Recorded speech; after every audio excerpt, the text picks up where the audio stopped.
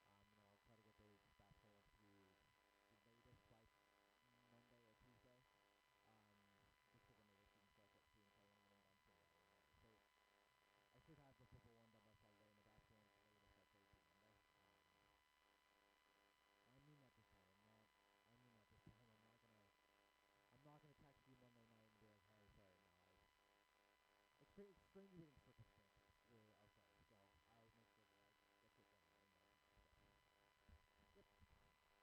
So, yep, we'll do. We're at 1 minute. 1 minute.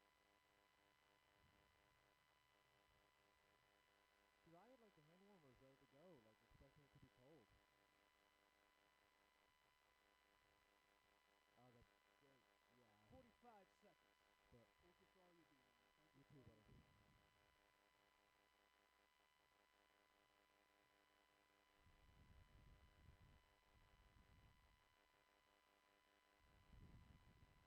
30 seconds. 3-0. 30 seconds. 25 seconds.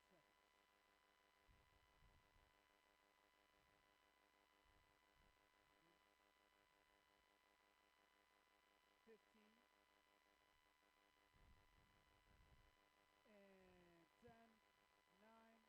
8, 7, 6, 5, 4, 3, 2, 1.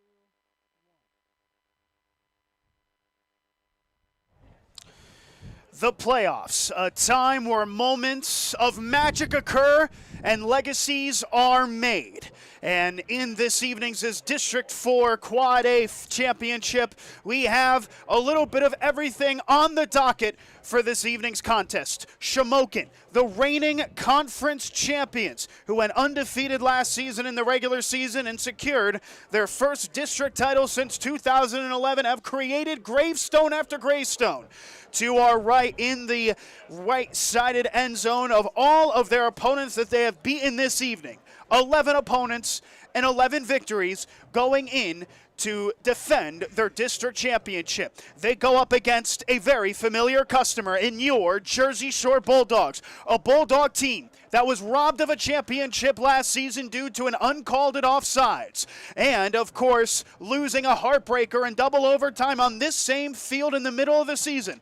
And yet, they come back here. They come back to Kent Memorial Stadium looking for their get back. It is all the storylines and none of the pageantry required to tune into this one. It's the number 2 seed, Jersey Shore High School Bulldogs, taking on the number 1 seed, Shamokin High School Indians. And it's live right here on the Bear Country Sports Network. Great to have you with us this evening, a rainy evening here in the Keystone State, alongside our producer Tom Fleming and color commentator Ryan States. I'm Nicolas Severini, live from Kent Memorial Stadium in Cole Township, Pennsylvania, for the District 4 Quad A Championship game between Shamokin and Jersey Shore. Ryan, we were in this exact press box in the middle of the season when the Bulldogs lost a heartbreaker, and now they look for their get back in the grandest of stages in this district, the District 4 Quad A Championship. Ryan, this is appointment viewing for fans of Shamokin, for fans of Jersey Shore,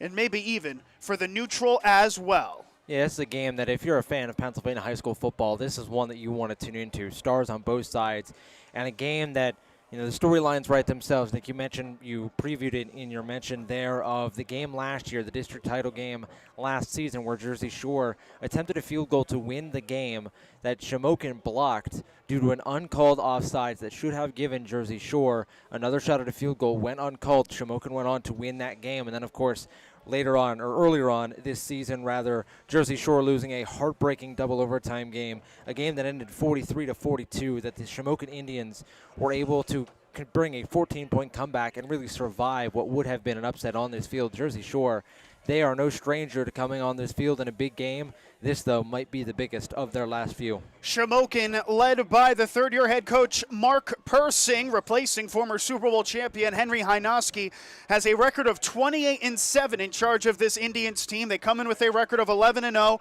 and a perfect 5-0 record in Heartland Athletic Conference play, and they got here by defeating Shikellamy in the District 4 Quad A semifinals, a final score of 37-7. The final. They wound up scoring the first 37 points of what was a very standout performance. Jersey Shore come in, though, as the number 2 seed, barely getting the number 2 seed at the dying embers of the regular season, led by the legendary head coach in his 14th season, Tom Gravish. Tom Gravish, former coach at East Juniata, Bellefonte, Williamsport, and now with Jersey Shore, but he will make his name as the Bulldogs skipper. The Bulldogs got to this point in the semifinals with one of their most legendary victories in the program and school's history. 73-14 was the final as the Bulldogs defeated Athens. That was the most points, Ryan, as far as I could tell. Now, I had to do this myself, Ryan, these statistics. So if I'm incorrect, I apologize. I'm sure the comment section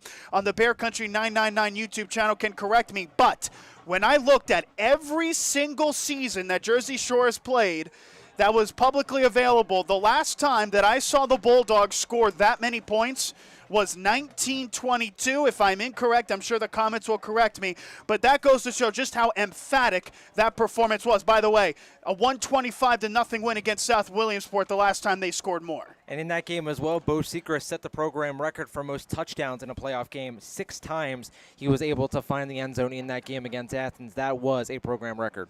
And so the Bulldogs travel to the familiar customers in Shamokin, the Indians, looking to add another gravestone to the right-sided end zone and claim a back-to-back district championship. The Bulldogs looking to play spoiler, and how sweet of a spoiler it could potentially be. It is high school football at its best. Shamokin against Jersey Shore. And when we return, we'll talk more about how both of these teams got here as we approach kickoff between the Bulldogs and the Indians. You're tuned in to Jersey Shore football on the Bear Country Sports Network. Now's the time to reserve space for your pup at Sweet Dreams Pet Resort on Sunrise Lane in Mill Hall for this fall and winter. Individual indoor suites for your best friend featuring raised dog beds, grooming on site, air conditioning, radiant heat, and an outdoor playground. Take advantage of weekday doggy daycare, 570-377-0340. Fully licensed and insured, fully staffed with on-site security at all times. Online at sweetdreamspetresort.com and on Facebook. Sweet Dreams Pet Resort, where we treat your dog like family.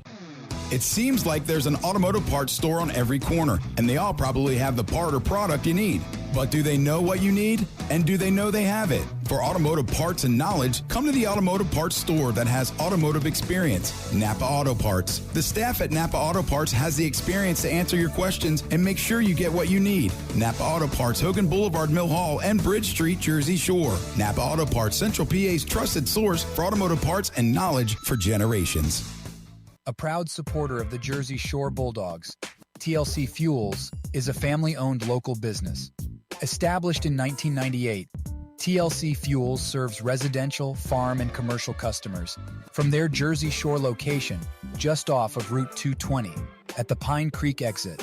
From fuel oil to diesel fuel and gasoline, TLC Fuels has thrived on a consistent dedication to you and your family. Call 570-753-5722 today. Think about the last time you thanked yourself for something. Maybe it was that me time you took last Tuesday, or finally learning Italian. Want to do something you'll really thank yourself for later? Start creating a plan for your financial goals today. State Farm agent Jason Eberhardt is here in Jersey Shore to help you build a plan that will set you up for success. The earlier you start planning your goals, the better off you'll be. Call State Farm agent Jason Eberhardt today, 570-865-5191. Then, thank yourself later. Like a good neighbor, State Farm is there. B.A. Meixel for local residential and commercial electrical contracting. With over 15 years serving central Pennsylvania, B.A. Meixel has built up relationships with hundreds of home and business owners in Jersey Shore and beyond. Trust B.A. Meixel's trained electricians for all of your needs. Take advantage of their industry-leading guarantees. Call 570-398-7837 today to find out more. B.A. Meixel Electric, proud supporter of Jersey Shore sports. Holiday time is here, and you want something unique. Time to contact Creation Station Plus in Avis. Customize ornaments, personalize a gift. Use any picture from any source. Visit us, 406 West Central Avenue, and tune into Facebook for our live shows Tuesday, Thursday, and Sunday at 8 p.m. Creation Station Plus in Avis, 570-360-4762.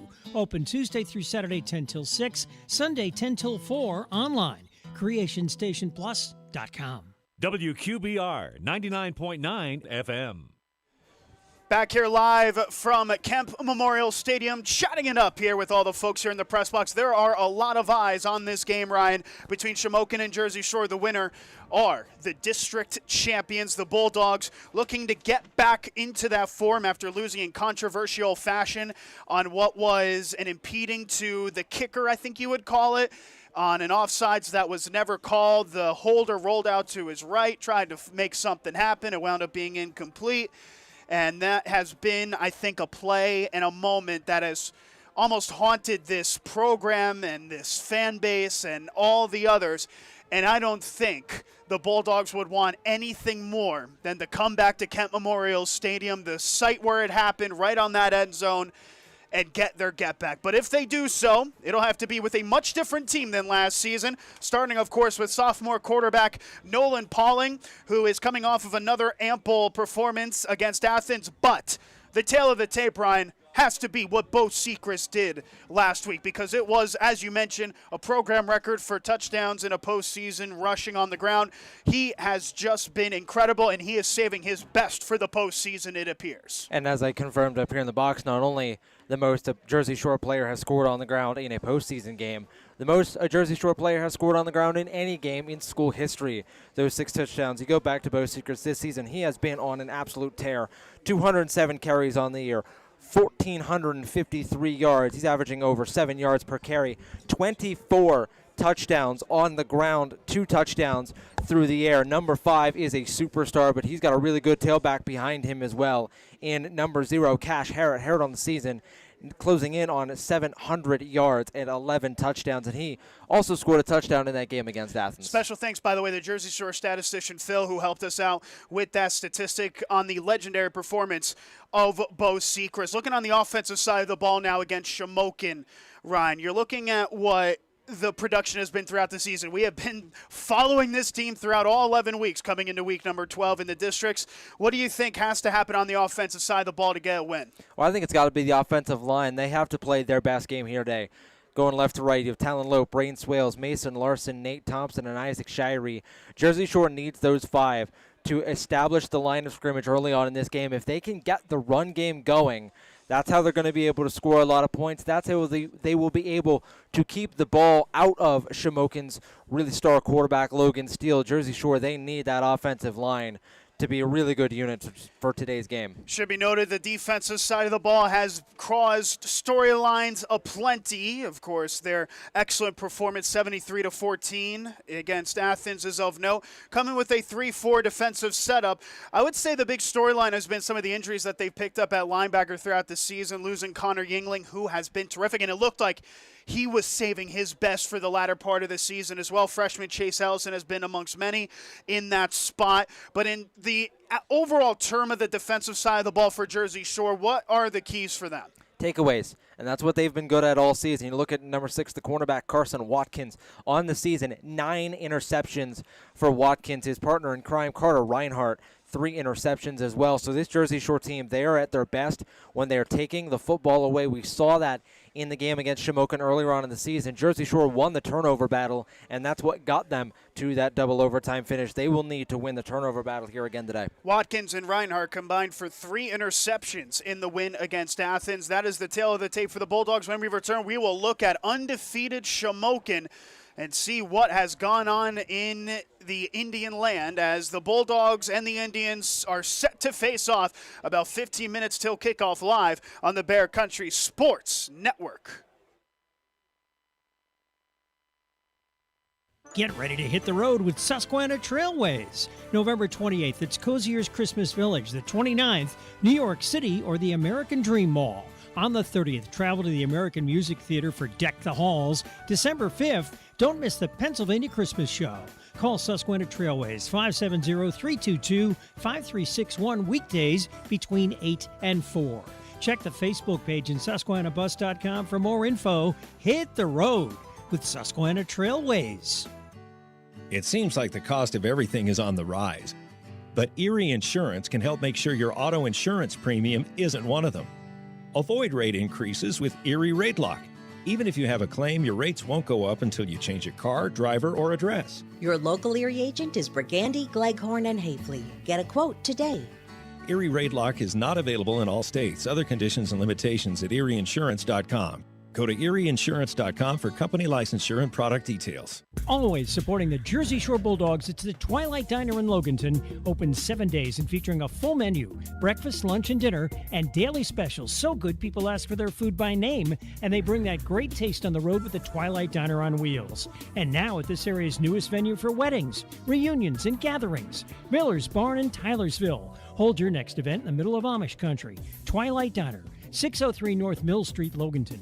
570-725-3911 for takeout. Fred Ham Disposal has proudly served the community with residential and commercial trash removal for the last 55 years. They're a family-owned company that cares about the environment and their customers, providing extensive trash removal and recycling options.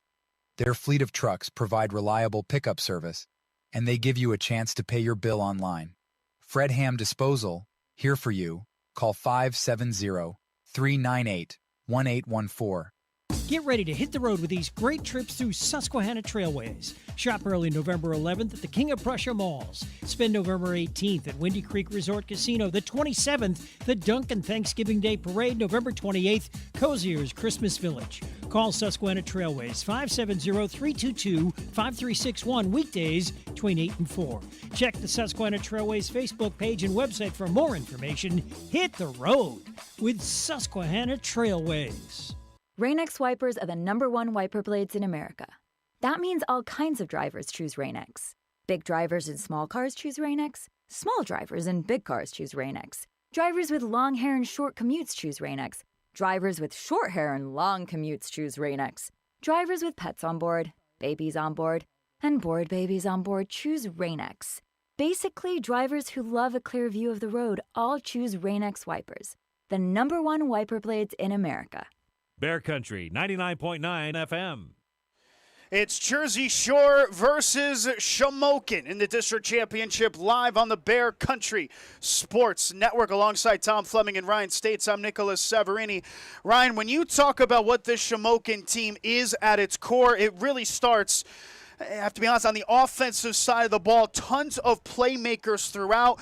Of course, Logan Steele, though, is the guy that steals the headlines. It starts and ends with number 4, their quarterback, Logan Steele, the on-3 three-star athlete who has gotten offers and looks from schools like West Virginia, Penn State, Liberty, Miami of Ohio. This is a guy that is going to be playing Division I FBS football on Saturdays.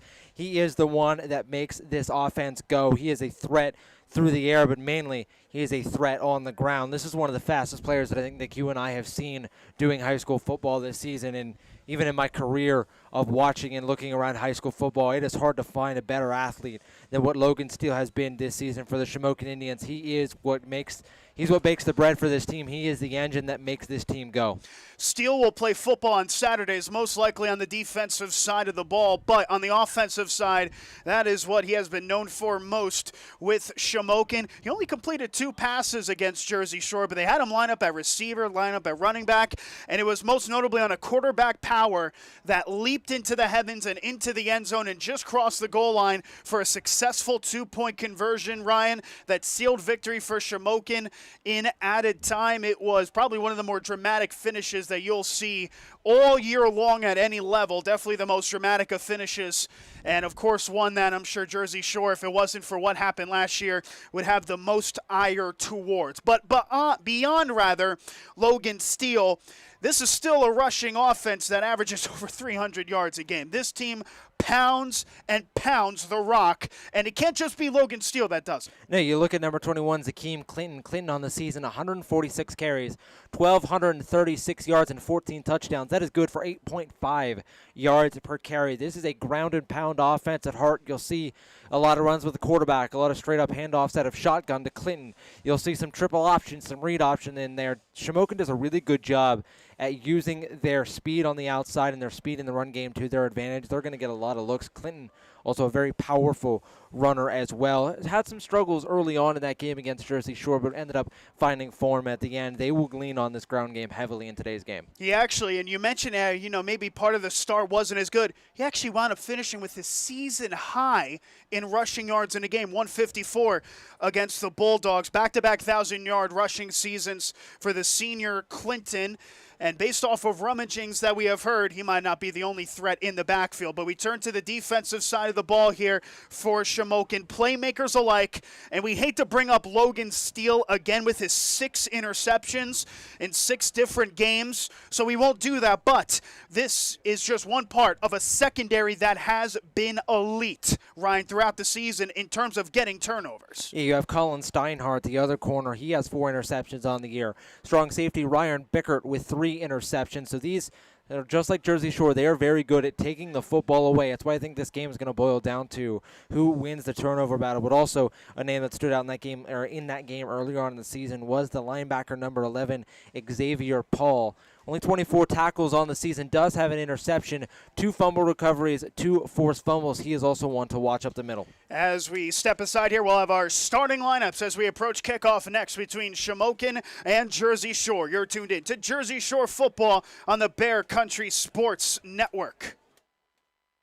Reliable. That word sums up Hollick's Colon Oil in Jersey Shore. Stocked and ready to go for fall and winter, Hollick's is a phone call away, 570-398-1190. A fixture in the community for the last 75 years. Hollick's Colon Oil will fill you up shortly after you call. Hollick's Colon Oil, 248 Locust Street in Jersey Shore. Hollick's Colon Oil, 570-398-1190. Fall is calling and adventure awaits. This is Graham at C.H. Waltz Outdoor and RV, and we're rolling out unbeatable deals as the season turns. Save thousands and choose from top brands like Forest River, Winnebago, KZ, and Intech RV in a great selection of floor plans. At C.H. Waltz Outdoor and RV, we believe in transparent pricing, no pressure sales, and absolutely no hidden fees. Visit us in the Pine Creek Valley or online at chwaltzoutdoor.com. Adventure awaits at C.H. Waltz Outdoor and RV. Life moves pretty fast, and so does technology. So we should be proud that after over 40 years, Reese's Print Shop in Lock Haven still provides excellent work for everyone in Bear Country. So many other print shops have closed their doors, but Randy Reese still offers digital and offset printing at competitive prices, and they're fast. Reese's Print Shop, 7 East Main Street, Lock Haven. Stop in, email randy@reesesprintshop.com or call 570-748-6528. Reese's Print Shop. See what we can do for you or your company. New home, big dreams, real life plans. You're saving, you're doing the best you can. You need a friend and a helping hand. Journey Bank, Journey Bank.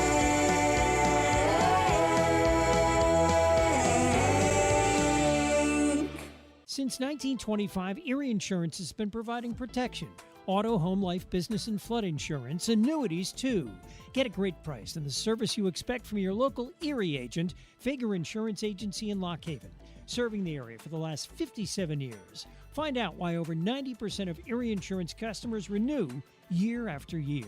Call 570-748-3570 to get a free quote. Fager Insurance Agency, 511 East Church Street, Lock Haven. It's a family tradition. A visit to Irv's Meat Market in Jersey Shore for the best holiday meats. Beef, pork, ham, and chicken at a fair price. Plus salads, scrapples, smoked cheese, pickled eggs, and more. Now open 11 till 5 weekdays, 9 till 2 on Saturdays. Irv's Meat Market, 229 South Main Street in Jersey Shore. Call 570-398-4031 for Irv's Meats, the meeting place. Cutting Edge Country, WQBR, The Bear.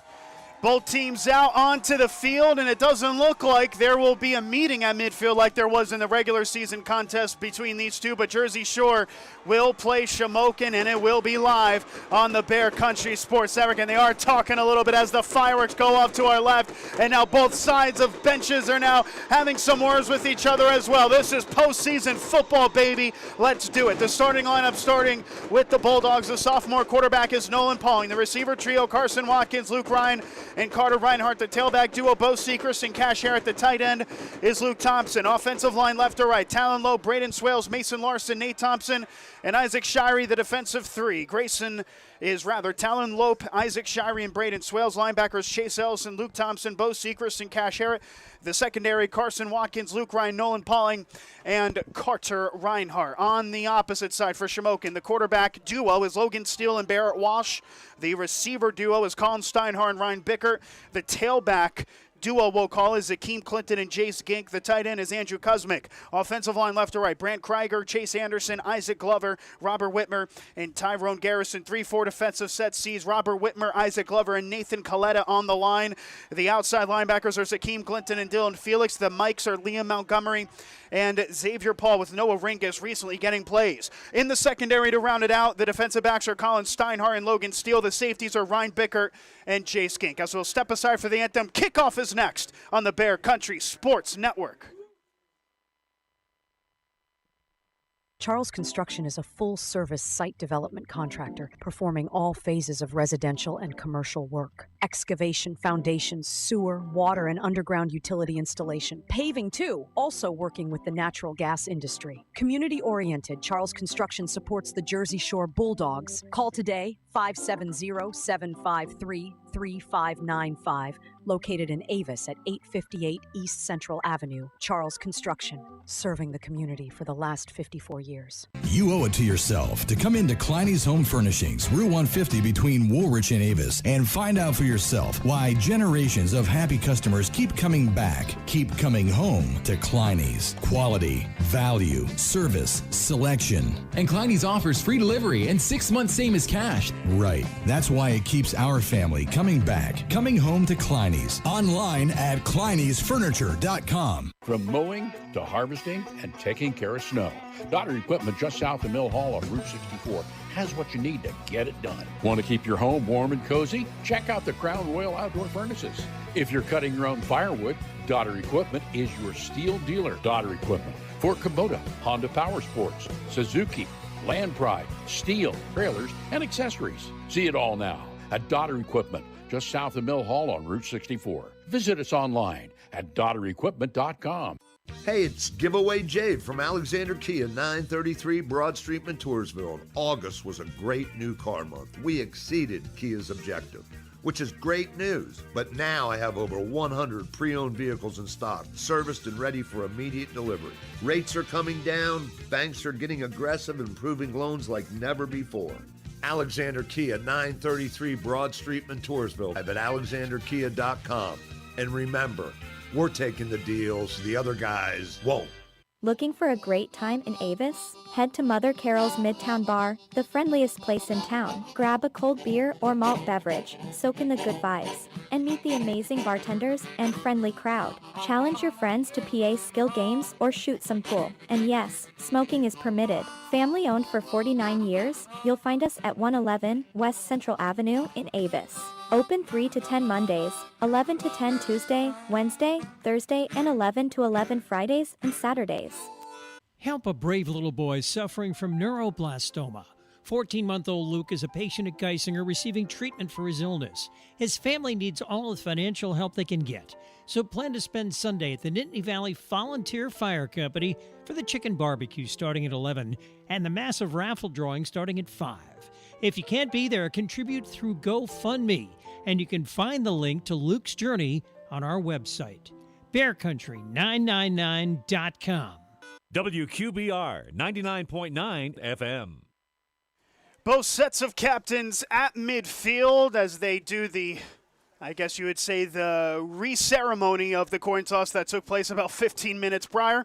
Jersey Shore this afternoon are going to be in white for the district championship. Orange pants with white tops, orange colored numbers on the front and back, and a black JS on the side with a black stripe over the middle. Shamokin, they're going to be in purple for today. Purple pants, purple tops with white colored numbers on the front and back, and a white helmet with a purple logo on the side. A bit far away from it, but I would speculate that that is the Shamokin Indian on the left side. As we are set to go here, there are some nerves, it has to be said, even from us here in the press box, And what are your closing thoughts, Ryan, as I've ended the pregame show every single way? Your closing thoughts as we get set for kickoff with Jersey Shore receiving left to right. I'm really interested to see what Jersey Shore has learned from their matchup earlier on in the season. Jersey Shore had a 14-point lead in that game that they ended up squandering. I want to see what they've learned. Can they be more aggressive? They learned some lessons, some tough lessons in the last 2 times they have played Shamokin.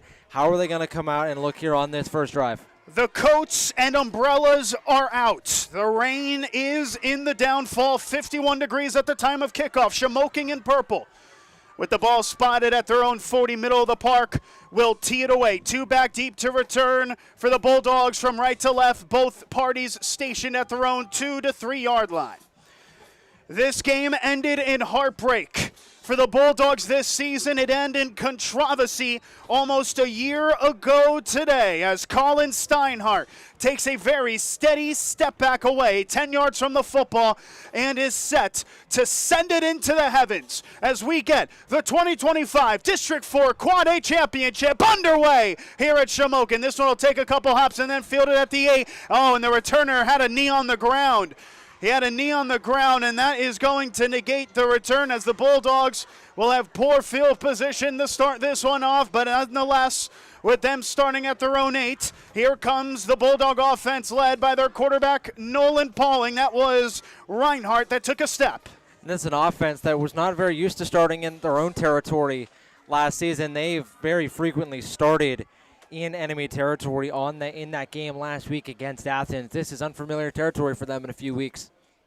But that is where they'll start. One of their worst field positions to start a game this season on my count.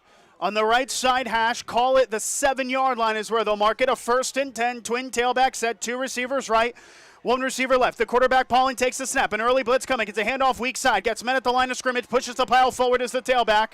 That is Bo Sechrist that manages to get it to the 8, maybe the 9-yard line for minimal gain. The lane was clogged quite quickly, we would have to admit, by that Shamokin linebacking core. On the weak side was Xavier Paul on the stop. And now a 2nd down, they'll call it no gain. A 2nd and 10, same formation. They take the snap. Paul on to throw. Fires slant route. Caught past the 15 and rattled down at about the 17-yard line. The receiver making the snag on that left side. Looked like Watkins on the tackle was Steinhardt to set up a 3rd down and 1. They are shy by a yard from the line to gain.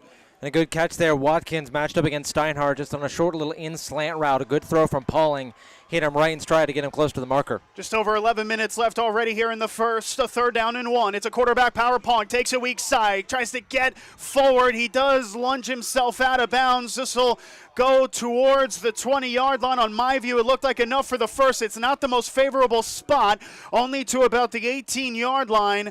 As the referees talk about it, we'll see where they wind up spotting the ball. Only to the 18, but that might be just enough for the first.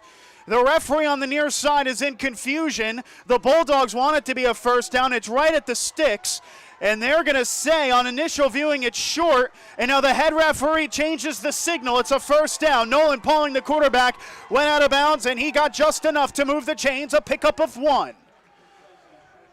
And so the Bulldogs on the left side hash, 17-yard line, will have a 1st down, 2 receivers right, 1 left. Pauling in the gun takes the snap option, pitches it to the outside, has space upfield, much the shoulder pat down past the 20, and is wrestled down at the 25, and that will get the visiting crowd going as Bo Sechrist, coming off of that legendary performance, gets the carry for about 7. And as we mentioned, Sechrist, a real bell cow for this team this season. That is his 209th carry of the season.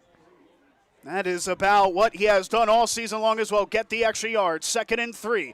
They hand it off to the weak side. Bouncing left, Harrod. Now upfield to about the 25 and maybe an extra yard for the 26. That'll be just shy of the line to gain after the sophomore tailback, Harrod, manages to pick up 2. A 3rd down and short. Good job here from Jersey Shore, keeping themselves ahead of the sticks. They're fighting themselves.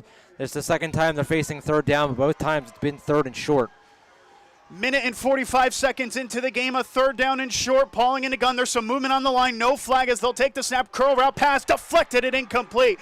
Oh, it was an open man, Carter Reinhardt. And on the left side, Nathan Coletta put the hands up into the air and prompted the incompletion. A big deflection for Coletta. That's his first pass breakup of the season, and that'll prompt a 4th down punting unit on. And a really good job there by Shamokin. That was a Carter Reinhardt left wide open. Coletta, the defensive end, able to read Polling's eyes, get a hand in the air, and knock it away. That is a huge play for the sophomore D end. The Indians, known for their special teams on the punt return. No, you see, it's a high snap. It bounces back to the end zone. The punter picks it up, tries to roll it right, goes to the back of the end zone for a safety. Oh, a calamitous error to start this one.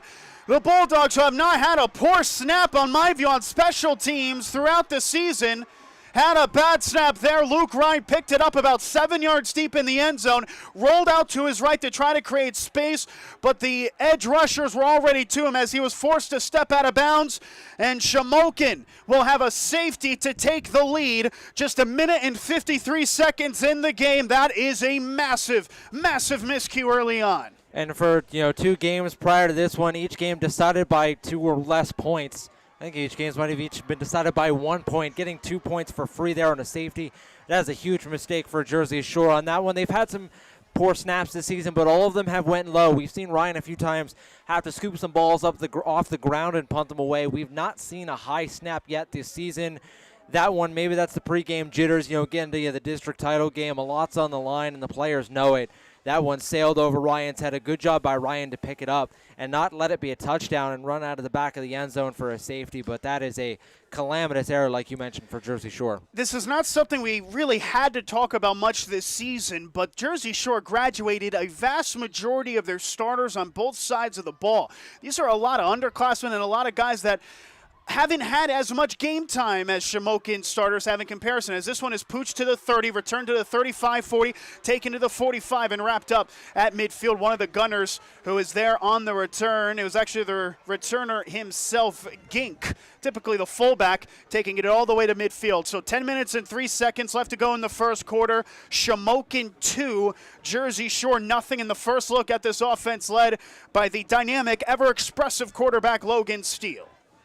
Steele on this season, like we mentioned, this is a guy that's going to be playing Division I football, not as a quarterback, more likely as a nickel corner or a safety, but he is a threat with his legs. He is very fast. Jersey Shore, or Shamokin rather, they're going to run the triple option. Jersey Shore, they need to keep tabs on number 4 at all times. He starts in the pistol right at midfield, right at the middle S, and now it's motioned out. The new tailback that has transferred, Noah Ringus, is now the main tailback of the full house, but they hand it off to the fullback, Gink. Gets across midfield, and now the pile pushes all the way to the 45, and the ball came out! The ball came out late! The Bulldogs say they have it! Who's got the football? And Shamokin picked it up. Oh, that was a massive rapturous crowd roar as that ball came out late on the right side. The fullback, Gink, with his 83rd carry of the season, lost it late, but it looked like an Indian fullback or maybe a lineman fell on top of it. It only turns into a gain of 3, and wow, both teams almost with big issues early on here, mistake-wise. And Shamokin there really lucky to avoid a turnover. That would have been a big momentum swing. They're lucky to get that football back. I do feel for Phil, the statistician to our left. I have no idea who coughed it loose, but the Indians came on top of it. On 2nd and 7, they'll hand off Clinton. Bounces weak side, cuts upfield, gets positive yardage inside the 45, and maybe the 44 as he snagged an extra one, a pickup of a couple to set up a 3rd and median. The Bulldogs closing out the gap left side. 3rd and manageable as Clinton could only pick up a small gain. And we mentioned in that earlier game this season, Clinton, he started off struggling in that Jersey Shore game. It was really at the end of the first quarter and into the second quarter and the rest of the game that he really caught fire, and he does it with a big mix of size and speed. He is one that he can run through you. He can juke around you. He's going to be a really hard tailback for Jersey Shore to stop. 3rd down and 4 for the Indians on the right side hash of Bulldog territory. Motion left to right is Bicker. Quarterback takes the snap. It's Steele. Rolls out right. Reverts back to his left, and he's got speed. He gets by the edge rusher. It's Steele pumping. Gets a tackle broken. Lunges at a first down. Morgan stays on his feet for the first. Inside the 35 and out of bounds at the 34. And that is the Logan Steele experience. And he had something to say to the Jersey Shore fans after. Both teams are taking this game personal as Steele got a massive gain of 10 plus to pick up the first. That was incredible. And that's one where if that's any other player, it's a broken play. Steele had to roll all the way back. He was being pursued by a free rusher. By my count, it was Chase Ellison who was left unblocked. But Steele is just so much faster. He's able to get to the edge. He's able to loop around, break a few tackles, and make a first down. That is just a really good player making a really good play. Less than 8.5 minutes left in the first quarter. Indians up 2-0 in possession of first and 10. Jersey Shore 33. Steele takes a snap, handoff. Clinton hops forward inside of the 30 and wrapped up at about the 28-yard line. That is typical of Clinton, who's actually averaging over 8 yards a game. But even when met at the line of scrimmage, he manages to get positive yardage from it. That time a gain of 4. Looked like one of the linebackers in Harrett as well as Pauling making the final stop. And a stoppage, though, on the play, and this looks like it could be going backwards for a holding.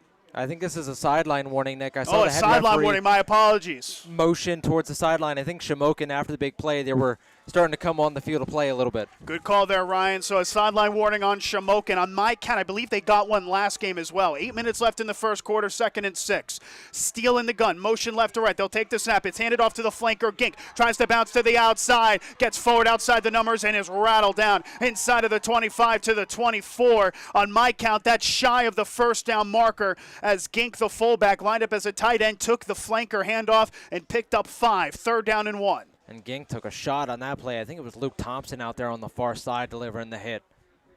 A 3rd down and short to come. Ball spotted at the 24-yard line, the right side. Approaching 7 minutes to go already in the first quarter. Shamokin, their first offensive possession, up 2-0. We'll have a 3rd down and short to manage. Steele is in the shotgun. 2 receivers left, including Jace Gink, the fullback notably. The tailback to Steele's is left, as they'll take the snap, handoff Clinton, but before that a penalty marker, and now we'll have to decipher this one. Flags on both sides, Ryan. It looks like it's a false start. I think it's going to be on Shamokin here. It looked like the offensive line for the Indians moved early, and they are going to back him up, and that's a huge penalty to take. You're facing 3rd and short. You have a running quarterback. I'm sure that's one. They were just going to try to read option for the first down, but now they have to consider, do they need to throw the ball here on 3rd? Instead of 3rd and 1, it's a 3rd down and 6. Now, typically on 3rd and long, Shamokin goes with their other quarterback, Barrett Walsh, who has 11 completions this season. He stays on the bench for this one as Steele, the quarterback, is in. 3rd down and 6, 2 receivers left. Flanker on the right side with the tailback left. Steele takes the snap, handed off to Clinton, bounces outside the numbers, weak side, gets inside of the 25 again and pushes forward for the first down. A flag came in as Clinton got enough for the first down to about the 22, maybe even the 21, but now we'll see what this penalty marker is. That tells me that Shamokin was ready for that to be 4-down territory. You're running on 3rd and 6. You're comfortable if Clinton's not able to get it, that you're going to go for it on 4th down, but he is able to get just enough for the first pending the flag. It's a personal foul penalty. They're going to call that on Jersey Shore. Maybe something involving the tackle. I have to admit, Ryan, from where we are in the press box, that far side is pretty far away. We didn't exactly see, at least I did not, but what did you see, Ryan? Did you see an infraction there? It might have been that Clinton was trying to go out of bounds maybe, and that's where they gave them that little extra shove out because he was motioning off towards that sideline. It could also be something as simple as maybe something was said after the play as well. So first down, and they'll call it goal right at the 10-yard line here for Shamokin. Already up 2-0. They're in their goal line stance. This is that same goal line stance, Ryan, as you can remember, that they ran all during overtime in the overtime victory against the Bulldogs this season. Steele quarterback power. Bounces off of initial tackler, pushes forward inside of the 10, gets positive yards as the pocket and the pile congests on the quarterback all the way to about the 7-yard line for a gain of 3. And if Shamokin's going to run Steele up the middle, Jersey Shore, they have to make them pay. They have to win up front. They need their defensive line to give a little pushback to this Shamokin offensive line, try to get some tackles for loss. They need to try to make the Indians throw the football here. Halfway mark in the first quarter at Kent Memorial Stadium. Shamokin trying to extend their 2-0 advantage, a 2nd and goal. The quarterback Steele in the gun, tailback right, looks like Clinton. Taking the snap, they'll hand it off to Clinton. Tries to bounce the outside, shakes the tackle, and he's got space outside the numbers to the end zone, and he's got it. Touchdown, Shamokin. Zakeem Clinton turning mildew in the barbecue. The hole was clogged. He managed to bounce it to the outside of the numbers, and took it to the pylon for the score. And the Indians go up 8-0 with the extra point pending. Shamokin dominant early on. Yeah, on that play there, Clinton tries to run it up the middle. There's nowhere to go. A good job by the Jersey Shore defensive line not to give him space, but Clinton got low to the ground, put his foot in the dirt, able to cut to the outside found the wide open lane as all the Bulldog defenders were crashing in towards that middle. That's a really good individual play there from Clinton for the score. Now Colin Steinhardt's his point after attempt through the uprights and is good. Steinhardt only one missed extra point this season, now 15 for 16 on the year. And the Indians go up multiple possessions, 5:37 left in the first quarter. It's Shamokin 9, Jersey Shore nothing. The Bulldogs had one first down on their opening offensive possession before a 4th down and 2 punt sailed over the head of Luke Ryan. He picked it up 7 yards deep in the end zone and wasn't able to get a punt off for a safety. And then Shamokin's ensuing drive, taking it from midfield and all the way to the end zone, got a couple of 3rd and short conversions in the process, and with one personal foul penalty later, they were not in the end zone much further after. And now for Jersey Shore, this feels like an offensive drive where they need to respond. It was a shootout last time these two teams played again, a 43-42 finish. Jersey Shore, they're going to need to keep up on the scoreboard. It's going to be hard to get Shamokin off the field, so that puts a lot of pressure on your offense to score on every drive. They have already squandered one drive. I don't know how many more they can afford to not score on. Jersey Shore receiving the football. This was a very high-scoring affair that Jersey Shore led 21-7 at halftime in the regular season before ultimately being down 43-42 against Shamokin in double overtime. It was Logan Steele's burst on the 2-point conversion to win the game. And now with 5:37 left in the first, the Indians will kick away from right to left once more. Steinhardt sends it away. 2 back deep to return. They had trouble on the last kickoff, and now it's muffed in the end zone. And they'll call it a touchback there in the end as the quarterback, Nolan Pauling, playing the return man, had it muffed off of his shoulder pad, but it stayed in the end zone, so they ruled it dead for a touchback. And so the Bulldogs will have better field position as a result, but you could see the nerves early on, I think, in this one, Ryan. And that's something that, you're going through the whole week. You're trying to calm those nerves down. You're telling your players, it's not that big of a game. It is what it is, but those nerves aren't going to calm down until you get into the heat of battle. Jersey Shore and the quarterback, Nolan Pauling, on the kick return there almost avoids disaster just barely. But like I said, for this Jersey Shore offense, we saw a heavy dose of Bo Sechrist on that first drive. We'll see if we see some more, number 5 here on this one. It's a first down and 10, middle of the park 20. The quarterback Pauling in the gun, 4 receivers set, motion man left to right. Pauling takes the snap, option play, took it upfield, past the line of scrimmage and to the 21-yard line before being wrestled down quite emphatically there as he was wrapped to the ground. Isaac Glover clogging the lane. Didn't have a tackle against Shikalemi. Quickly on the tackle boards there, 2nd down. Jersey Shore, they might need to try to throw this football. We saw that on their first drive on 2nd down and long. They threw the football to try to make it a 3rd and short. Are they going to look towards Carson Watkins again on this play? They go to 2nd and 8. Pauling rolls out to his left to pass. Fires it to the left side. Comeback route, diving attempt right at the 30-yard line, and he held on to it. Excellent completion on the left side. That was man-to-man coverage on my view, Ryan. And the reception by Carson Watkins took it to the 28-yard line. That'll be just shy of the line to gain. 3rd down and 1. And it's Watkins lined up against Steinhardt. Those two are going to have to battle in this game. Watkins on the season has been a real bright spot for this Jersey Shore passing game. 700 yards, 9 touchdowns for the senior receiver. They will need some more catches like that from him. On 3rd down and 1, 4.5 minutes left in the first. Pauling in the gun takes the snap. Blitz coming to hand it off anyways. Matt at the line of scrimmage, pushes forward to the 30, maybe to 31, and that looks like it's enough.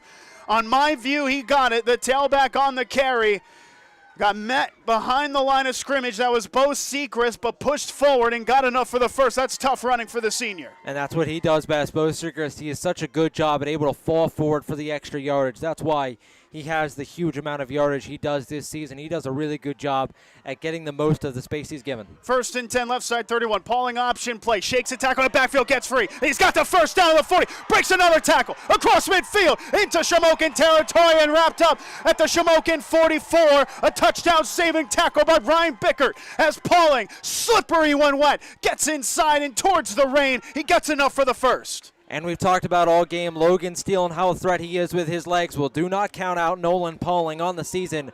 Pauling 478 yards, 10 touchdowns on the ground. Shamokin, when Jersey Shore is running the option, they are really crashing on Sechrist. Trips left, 1 right. Pauling play fake, looks to pass, rolls out to the weak side. Going to dump it forward and just throws it away incomplete. Xavier Paul was the Shamokin linebacker closing in on Pauling, who was just forced to throw it away out of bounds. A smart play from the sophomore quarterback, not trying to force nothing off his back foot. And interesting here for Shamokin early on, I mentioned that on those read options, they are having their free rusher crash in on Sechrist. They are daring Pauling to beat him with his legs, and he did a good job on the previous play. On 2nd and 10, Pauling fakes right, now passes left side, screen pass, reception made at the 45, cuts up, fields the receiver inside of the 40, and wrapped up at the 38-yard line. A sizable gain there of about 6 for the receiver making the catch. In my view, it looked like Watkins again to set up a 3rd down and short. And some really good blocking there on the receiver screen pass as well. Another receiver in the area, I think, was Carter Reinhardt, and then an offensive lineman getting vertical and giving some block for Watkins to get him up the field. Call it a gain of 6. 3rd down and 4. 3 minutes to go in the first. Bulldogs down 9-0. Trips right, 1 left on the left side. Pauling to throw. Throws on the curl. It's caught right at the line of scrimmage. Reinhardt dives forward, and that second effort got it to the 32-yard line. Carter Reinhardt in now over 20 receptions on the season. That one enough to move the change. A 6-yard gain to the 32. And that one just a simple curl route. Reinhardt turns back to his quarterback. Pauling delivers it right on time. Reinhardt was able to find the soft spot in the zone. In Jersey Shore, this short passing attack has been their best way to move the football. 1st and 10 at the 32. Pauling in the gun takes the snap. Handed off to Sechrist left side. Gets to maybe the 31, but Shamokin ready for that 1st and 10 run as Leo Montgomery fires up the crowd. He and Robert Whitmer combining on the tackle. No gain is the official discretion. Back to the 32-yard line they go. And Jersey Shore just running that one up the middle. They had the left guard, Brain Swales, going from left to right to try to spring him loose. But a good job by Shamokin to get him for minimal gain. 2nd down and 9. Motion left to right. They'll take the snap. It's a double play fake. It's a throw to the left side for Sechrist, and he's wrapped up for a big loss. Back to the 37-yard line. Shamokin getting to it on the edge, and it was Noah Ringis, the new transfer, making one of his first appearances for Shamokin, getting a big TFL there. A loss of over 10 sets up a 3rd down and 16. And Ringis snuffed that play out immediately as soon as Pauling turned around. He crashed towards Sechrist right as the ball arrived. A really good tackle there from the transfer linebacker, able to bring him to the ground. And now for Jersey Shore, very uncomfortable territory on 3rd and long. Ringis has almost replaced Dylan Felix as the same as they take the snap. Pauling will tuck and run. It gets outside 35 to the 30. Tries to move forward all the way to the 25. That'll be shy of the line to gain. A 12, maybe 13-yard scamper for Nolan Pauling on the right side before being wrapped up by Ringis to set up a 4th down and manageable. At this point, Ryan, you might as well go for it. And that's what they were doing. Pauling trying to get as much as he can so it gives you enough to go for this on 4th down. I would be shocked if Jersey Shore does not keep the offense on the field. But what a good job by the running of the quarterback, Nolan Pauling, to get as much as he did. This is big. 1 minute left in the first. Shamokin up 9-0. The Bulldogs a 4th and 3. Pauling in the gun. Hard count. Trips left, 1 right. Takes the snap. Looks right. Fires it towards Ryan. Right to stick. Breaks a tackle for the 1st down. Inside of the 20 and wrapped up at the 17. Montgomery saved a touchdown, but it was Ryan on the high point breaking the tackle and getting enough for the 1st. And how about that from Luke Ryan? Just another quick curl route. He was blanketed by the strong safety number 5, Ryan Bickert. A really good job by Ryan to able to get upfield, break the tackle, and get enough for a 1st down. That is an effort play. A 1st and 10-16. Pauling fakes the throw. Handed off to Sechrist. Men at the line of scrimmage. Maybe pushes for a yard to the 15. As Shamokin is really selled out on covering Sechrist. It seems like they almost have a linebacker spy specifically for him on man-to-man. On the man-to-man, rather. That sets up a 2nd down, maybe 9. And they could run this clock out to the end of the first quarter. We'll see what the Bulldogs try to do. 9 seconds left in the quarter. They're going to run a play. 2 right, 2 left for Pauling. In the gun, takes the snap. Looks left. Back to the right side. Again to the left. Runs out of time. Breaks a tackle. Tries to roll out left. He's going to run it. He's got space inside the 10 to the 5, and he's wrapped up inside the 5. And it looked like there might have been a football that almost came out as well. They were all the way to about the 3-yard line. The first quarter is over as Nolan Pauling gets a decisive run. He looked like mine. He held on to it. There was some movement after the ball that maybe mentioned that he lost it, but he held on to it. And the Bulldogs with Nolan Pauling on a massive run to close out the first quarter. And a really good play there from Pauling. It looked like it was Aiden Patz, the backup tight end, number 81, who tried to leak out. He started off as a blocker, tried to leak out to give Pauling an option to throw the football to. but Pauling, he was in the pocket. He danced around a bit. He's able to escape to his left, and as Pats rolled out, Pauling did one motion. He just emphatically pointed forward, telling Pats, go block for me downfield. I'm going to get as much as I can on the ground. Another really good run from Nolan Pauling, and I tell you what, Nick, it's hard to find a guy who wants this more than number one. At the end of the first, it's Shamokin 9, Jersey Shore nothing on the Bear Country Sports Network. 42 years serving you. All Round Tire, your hometown service and tire sales center. Family owned and operated, All Round Tire features Cooper and many other brands, including Michelin and Firestone. Make us your first choice, not only for passenger, light truck, farm, and ag tires, but also for service, brakes, exhaust, belts, and hoses. We offer the only vulcanized flat repairs in the area. PA State Inspection 2, open weekdays 8 till 5, Saturday till noon.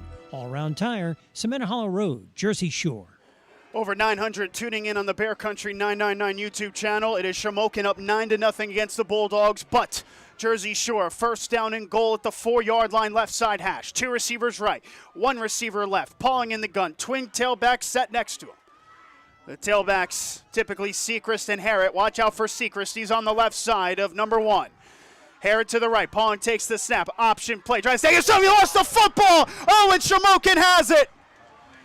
It looked like it might have been an intended push pass as Pauling looked to have got the football forward, but it was a fumble all the way, and it looked like Isaac Glover might have been the defensive tackle that picked it up. It's his second fumble recovery of the season, and an absolute heartbreaker for the Bulldogs on the first play of the second quarter. Shamokin possession up 9-0, the ball at their own 7. That is a big one. Well, I said whoever won the turnover battle is going to have a good shot to win this game. Shamokin, they recovered a fumble that they lost. Jersey Shore not able to. I think that was the outside linebacker, Dylan Fenix, the senior, coming in on the linebacker blitz. He was left unmarked. Pauling just wasn't ready to take a hit that quickly. Fenix able to draw him to the ground, and as he did, able to get a hand in there and rip the football away. You mentioned Glover able to fall on it. That is a huge turn for Shamokin. First and 10 for Shamokin, up 9-0. Tight end is now gank motion right to left. They hand it off weak side to Clinton, wrapped up in the backfield, and maybe gets back to the line of scrimmage. Well, you need the Bulldog defense to almost make a statement here after that as Thompson set the edge. The tackle came on the inside, potentially by Lope, second down. Yeah, you need the defense to get a stop here. It's just heartbreaking after your offense drives all the way down the field.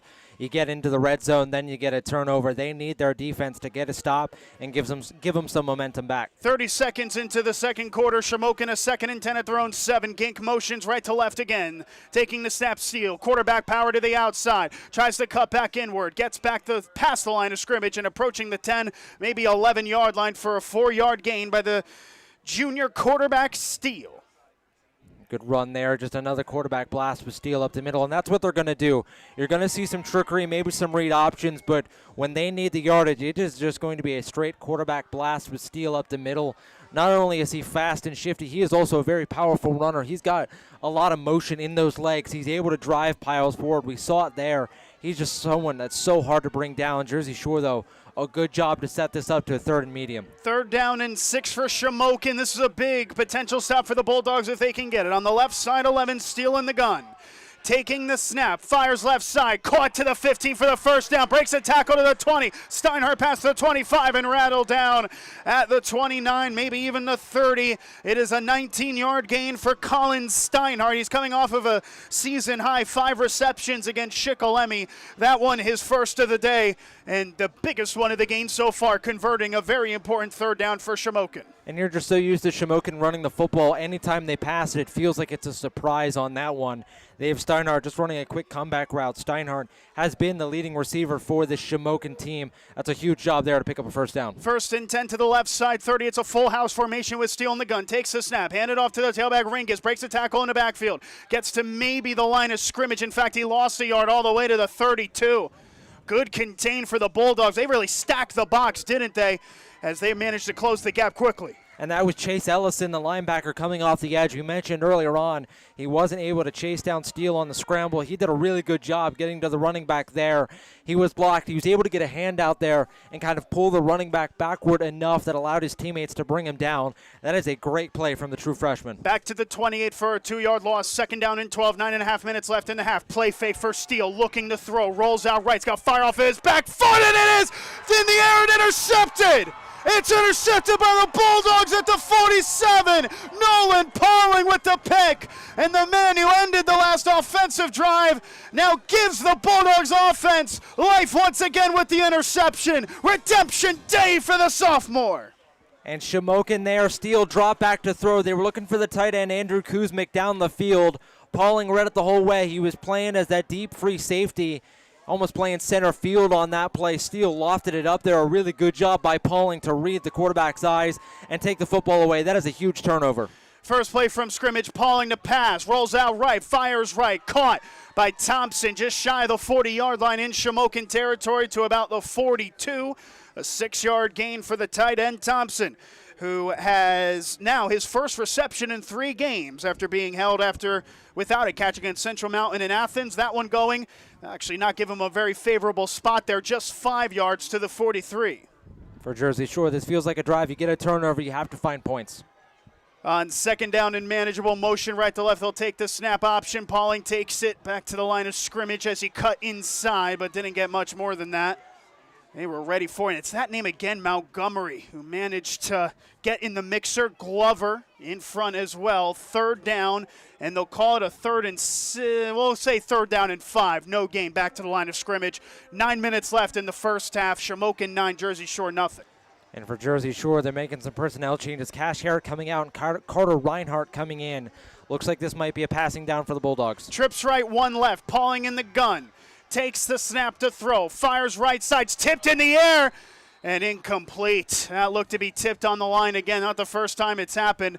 The closest linebacker to it, on my count, looked like Taylor as he wasn't able to haul it in. It'll be 4th down, and the Bulldog punting unit looks to come onto the field here with Ryan. They're looking to play the field position game. Do you believe in them? I don't know if this is the right call here. I think when you have a player like Logan Steele on the other side, we saw that in that game earlier on in the season where they could have went for 2 in overtime to end the game, chose not to, and gave the ball back to Steele that ended up winning the game. I think in a game like this, you cannot give Steele the ball. You have to keep it out of his hands as much as you can. Ryan will punt it away, a high, booming punt. It's going to bounce inside about the 5. It will be returnable. He breaks the tackle to the left side. His gink gets back to the right, and only about the 9-yard line as the Bulldogs were ready. Released from the cage, and they were ready to bark as Sechrist looked to have gotten the stop. Gink tried to make something happen, tried to catch the Bulldogs napping, but they were disciplined for it. And I understand wanting to play the field position game in this spot. You back Shamokin up to their own 9-yard line. But I think at this point you cannot give Shamokin's offense the ball. You have to try to keep him off the field as much as you can. I was surprised Jersey Shore opted not to go for that on 4th down. 1st down and 10, right side hash for Shamokin, up 9-0 as the Bulldogs punted it away. Another great punt, notably, for Luke Ryan. Now has 17 inside of the 20, averaging just over 40 yards a punt. Lock Havens' punter averages 37 yards a punt for comparison. And now we have a stoppage on the far side. And Shamokin looks to have called a timeout. That gives us time to dissect this a bit with 8.5 minutes left in the first half. Shamokin 9, Jersey Shore nothing. The Indians starting with bad field position. The Bulldogs opting to punt on 4th and 6 around the middle of the park. They're trusting their defense here in this game. And when I mentioned pregame about I wanted to see what Jersey Shore learned from the last time these two teams played, I thought in that game maybe the play calling was a little bit conservative, especially in overtime. They had the chance to go for 2, go for the win. They ended up kicking the extra point and allowed Shamokin to get the ball back. Shamokin then went on to score a touchdown, and they went for 2 to win the game. I think when you're playing games like this, you have to be a super aggressive mindset. You have to try to keep Shamokin's offense off the field as much as possible. I am frankly very surprised that they opted to punt that football away, but you back them up to the 9-yard line. That shows that they trust this defense to get them off the field.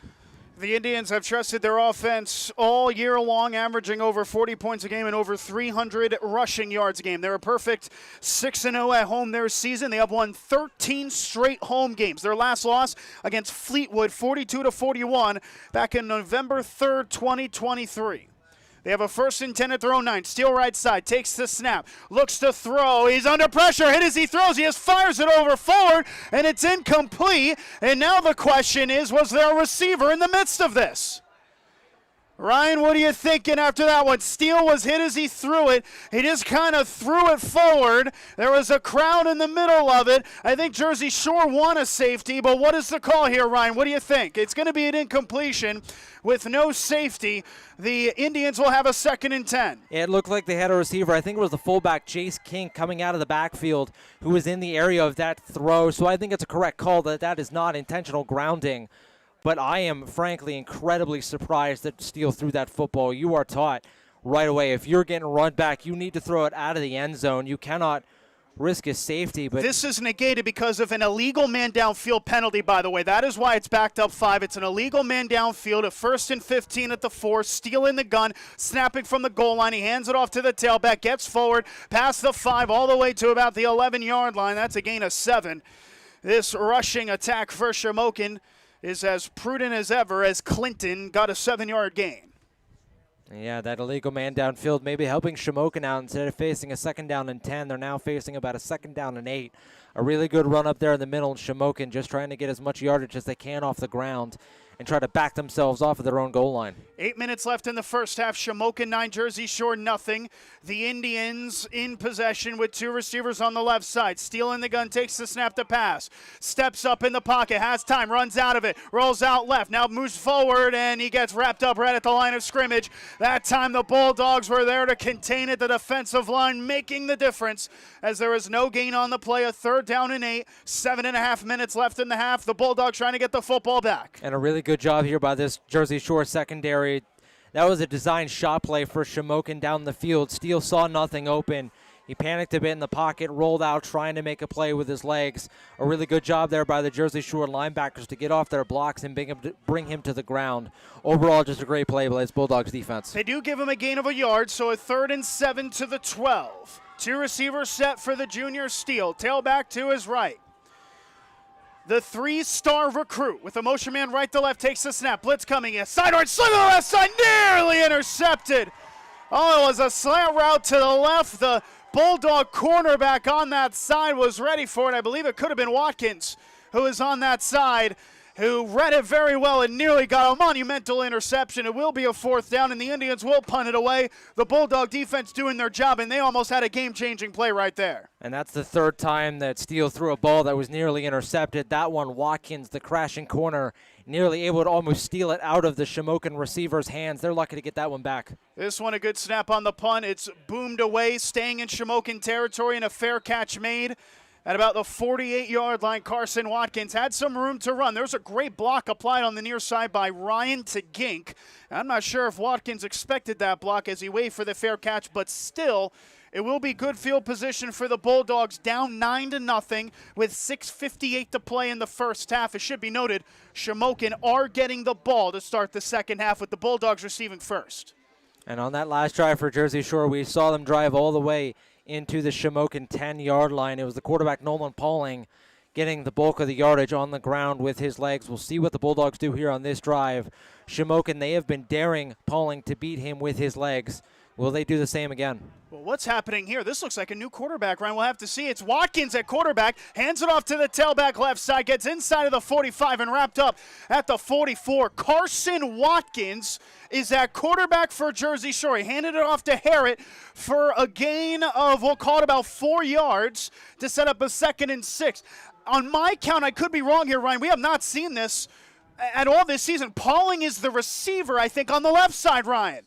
Watkins, the quarterback, on 2nd down. He's going to pass it. He pumps, rolls out, now steps up, takes it forward, gets by a defensive lineman, and is tripped up by his own footing at about the 41 for a gain of about 1, 2, maybe even 3, and a 3rd down and manageable. I don't think we've seen this since Delaware Valley, maybe once in between that. We've seen it in a game where Nolan Pauling came out due to injury, and Watkins was forced to be the emergency Jersey Shore quarterback, but we have not seen them try to do this formation, running an almost wildcat. They're having Watkins take the snap, Harrett to his left, Sechrist to his right. This is a brand new formation for Jersey Shore. I am surprised to see this, but it's a district playoff game. It's all on the line now. You might as well break out the new plays when you got them, right? This is maybe your final game of the season. If you've got this in your bag of tricks, there's no better time to pull it out than right now. Shamokin called a timeout. They have one left. Carson Watkins has only thrown 2 passes this season. He is 0 for 2 on both of those attempts. When play resumes, it'll be a 3rd down and 3 as Shamokin took a timeout with 6 minutes and 20 seconds left.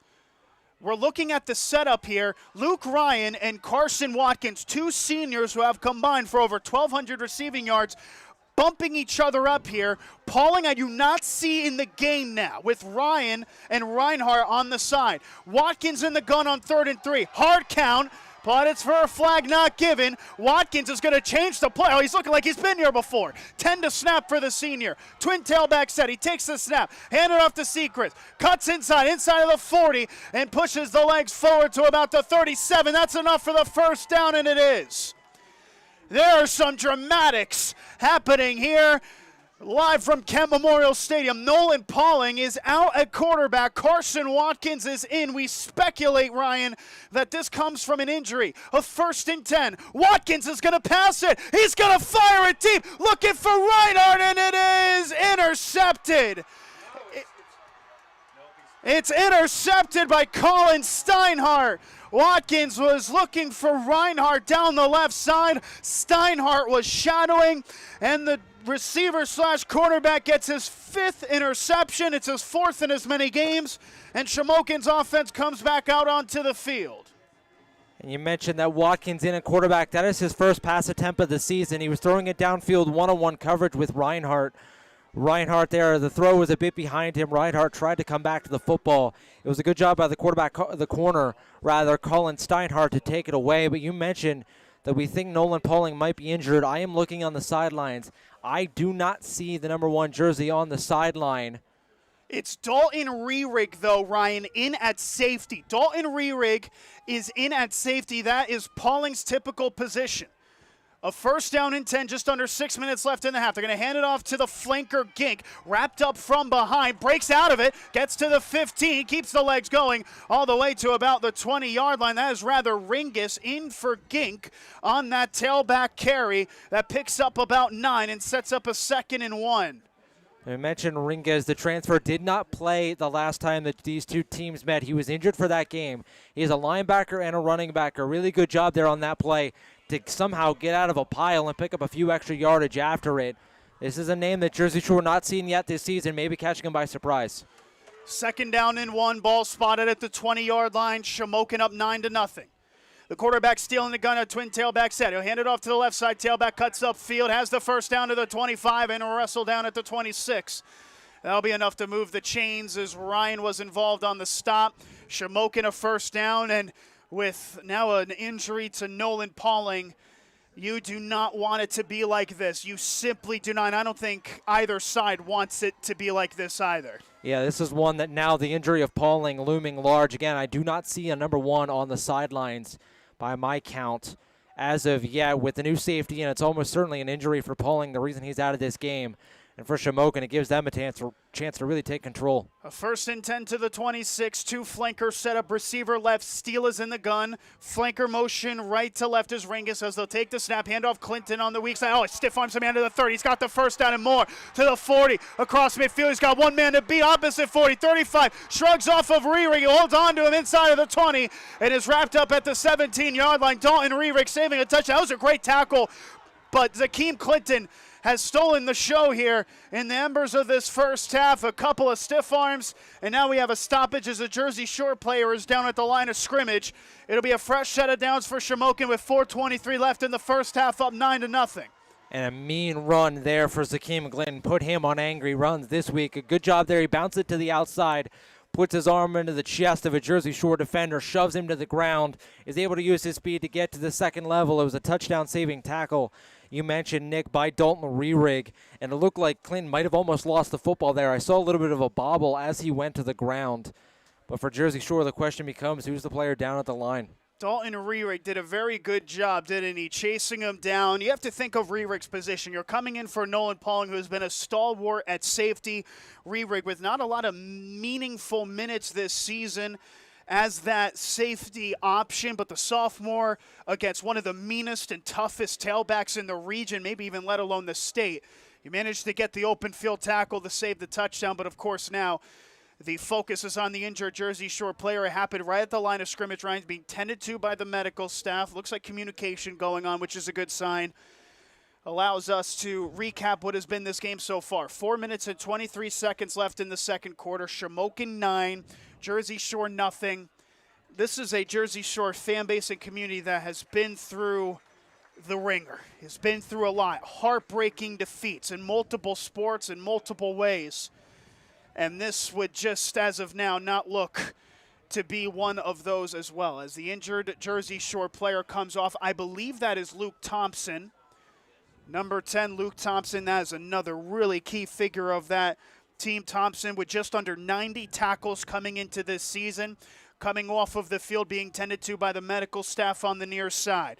We go back to the right side of the field here with Shamokin in possession, a first down and 10. Ball spotted at the 17-yard line, the right side hash. Steele in the shotgun formation, a twin tailback set. That is Clinton and Ringus. Two receivers on the left side. Just over 4 minutes to play. The clock still going after that run. The tackle made inbounds. Motion for Jersey Shore on the defensive line as Steele takes the snap. Quarterback power. Bounces to the outside. A flag is down as he comes out of bounds all the way back to the 21-yard line. That'll be a loss of 4. And I think he knew that because this looks to be a flag on the Shamokin offensive lineman. Steele didn't want to take the hit and just went out of bounds as a result. Yeah, it's going to be a holding on Shamokin that's going to back him up 10 yards. It was right as the play started. Steele rolled out to his left. The holding came right away. You heard the oohs and ahs from the Jersey Shore fans here at Shamokin as they saw the holding call. It warranted the flag right away. A good job by Steele, though, to avoid the hit, not take an unnecessary hit, and just step out of bounds. I believe that was called a holding, Ryan, which was my view. So the holding penalty accepted. Instead of 2nd down and 14, it'll be a 1st down and 20 for the Indians at the 22. The defense needing a stop, and they are going to need to pull the rabbit out of the hat this evening. Without their star sophomore quarterback and down 9-0. The Indians and Logan Steele. Motion right left, a low snap, and now we have a stoppage here. We'll see what this is about. There was a low snap. There was a half-hearted motion right to left. And now we're going to have to see what this is about here. The center with a low snap, Glover. And this will be called back for, I think, a snap interference. I think Glover, I'm not sure what it could have been, actually. I'll have to admit, I think Glover might have tried to let go, pull back. That's a snap center's interference, and I'll back up 5 more. So a 1st and 25. Listen, Jersey Shore wants to stay in this ball game. They need to stop. And they are now 2 penalties later, defending a 1st down and 25 with 4 minutes left to go in the first half. And those 2 penalties, Shamokin backing themselves up. Jersey Shore needing to take advantage. If they can get a big play for loss here, either a sack or a tackle for loss on a running play, it could really, really set this offense back. It's a 2-receiver set, one on either side. Steele is in the gun, Clinton to his right. 1st and 25. The junior Steele takes the snap, rolls out to his right to pass, under pressure, fakes twice, and now fires it towards the sideline, and that looks to be incomplete. The intended target, Andrew Kuzmic, looking for his first reception. It's his second target. Kuzmic actually jogged out of bounds, then tried to come back inbounds to make a reception. He was still out of bounds, and that leads to an incompletion. That's partly why I'm surprised that wasn't flagged for illegal touching. He was out of bounds when he touched the football. I think the reason why is because he was still out of bounds when he made the reception. Therefore, it's not as if he came back in the field of play to make the catch. So instead, it becomes a 2nd down, 3:39 left in the first half. The Bulldogs trailing 9-0 here at Shamokin. 2nd and 25, 2 receivers left, including Steele, I believe. Or no, not Steele, rather, that's Bickert. Steele in the gun, takes the snap, takes it himself weak side. Inside of the 30 they go to about the 27 before being wrapped up at the aforementioned 27-yard line. A great lead block by Chase Anderson, who pulled right. The tackle made, not before a pickup of about 6. And a 3rd down still, though, a long while. A 3rd down and 19. And to those maybe who haven't seen Shamokin play yet this season, you may be like, well, why are you confusing the quarterback to go out with the receiver? Well, because Logan Steele will go out to receiver. He does have a handful of catches so far on this season. He has 6 catches this year for about 30 yards, so it is something to watch. Logan Steele, they will try to get tricky with him. They motion him out into the slot receiver role try to give him some catches on some wide receiver screen passes. We even saw them take a deep shot down the field to him. So watch out for number 4 moving around on the offensive side. A timeout taken by Shamokin. That's their final timeout of the half. Up 9-0, 3:08 left to play. A 3rd down and 19 upcoming for this Indians team trying to win back-to-back district titles. Tradition never graduates. That's the saying for the legendary longtime head coach Tom Gravish, with more than over a century of wins as a Jersey Shore head coach. It was a year coming into it that we expected to be very much a rebuild, Ryan, and yet they found themselves with a 7-win season. They found themselves with a playoff win. And right now, with their quarterback out there, looking to very much reach into the breadbasket here and pull something out of the hat. It starts with a stop on 3rd and 19 at the Jersey Shore 26. The Indians will operate with just over 3 minutes to play in the half. Their quarterback out and their starting outside linebacker out, Luke Thompson, yet to check back in the game by my count for Jersey Shore. So they are missing two of their captains on both sides of the ball for this team. Those are 2 big losses. Obviously hope that both of them are okay and able to return to this game. And just as we see that Luke Thompson putting his helmet on here on the sidelines as he walks across, maybe getting ready to check back in after this play. 3rd down and 19, just over 3 minutes to play in the half. Steele in the gun. It'll be an empty backfield with 3 tight ends on the right side, including Ringus, a tailback. And now they motion out of it and are going to put a very much perplexed line with about 6 on the right side. Now a motion right to left. Steele taking the snap to pass, fires it over the middle, jump ball, and it's incomplete. They were looking for the trick play. The intended target was the tight end making the route over the middle. No one was there to claim it in the end. It'll bring a 4th down and 19, and now what did the Indians do with just over 3 minutes to play in the first half? Well, you're certainly out of field goal range at this spot. You don't want to punt from your own 25-yard line. It's 4th and forever, a 4th and 19, but I really see no reason why not to try to go for this. 4th down and 19 with just over 3 minutes to go in the first half. Shamokin 9, Jersey Shore nothing. The Indians have had a very good spell in this contest. The Bulldogs are looking for a big 4th down stop here on 4th and long. Steele in the gun to pass. Looks left. He's going to fire it deep. 2-on-3 coverage, and it is incomplete. Oh, he was nearly received by the receiver, wasn't it? Plaudits for a flag by Ryan Bickert weren't given on my view. And it's going to turn into, on my view, a turnover on downs. Bickert actually had a step away from the safety, didn't he? And it looked like a great defensive play by the safety, just leaning that left arm forward to prevent the incompletion. Bickert wanted a flag, but I didn't see one. Yeah, Bickert was upset there, but what a throw there from Steele. There were 3 Bulldogs in the area, and he put that to where his receiver, Bickert, had a chance to bring it in. But a really good play there by the Jersey Shore safety. I think that was Luke Ryan on that play, able to knock the football away. 1st down and 10, left side 26, Pauling in the gun, 4 receiver. Motion left to right, Sechrist will take the snap. End around the Sechrist, gets upfield, positive yardage to the 29. Before getting wrestled down there by the defensive lineman Glover. Involved there once again. A gain of 2, maybe 3, and now we have an injury in the secondary. This comes away from the play as it was Noah Ringus who appears to be down on that far side. That was my first viewing. Ringus, who didn't play the first half of this season, played mostly as a linebacker in recent weeks. Has 30 tackles this season, including a field goal block and an interception, and he looks to be the injured Shamokin linebacker down on the far side. That came away from the play, Ryan. I didn't see what caused it, but we'll see what the result of this one is. Yeah, for the Jersey Shore side, now you question, expected that you're going to see Carson Watkins in at quarterback for a while. What do you do? Do you try to turn to the other sophomore quarterback, Hayden Kelly? Kelly not gotten a lot of run this season, only attempted 13 passes for 35 yards.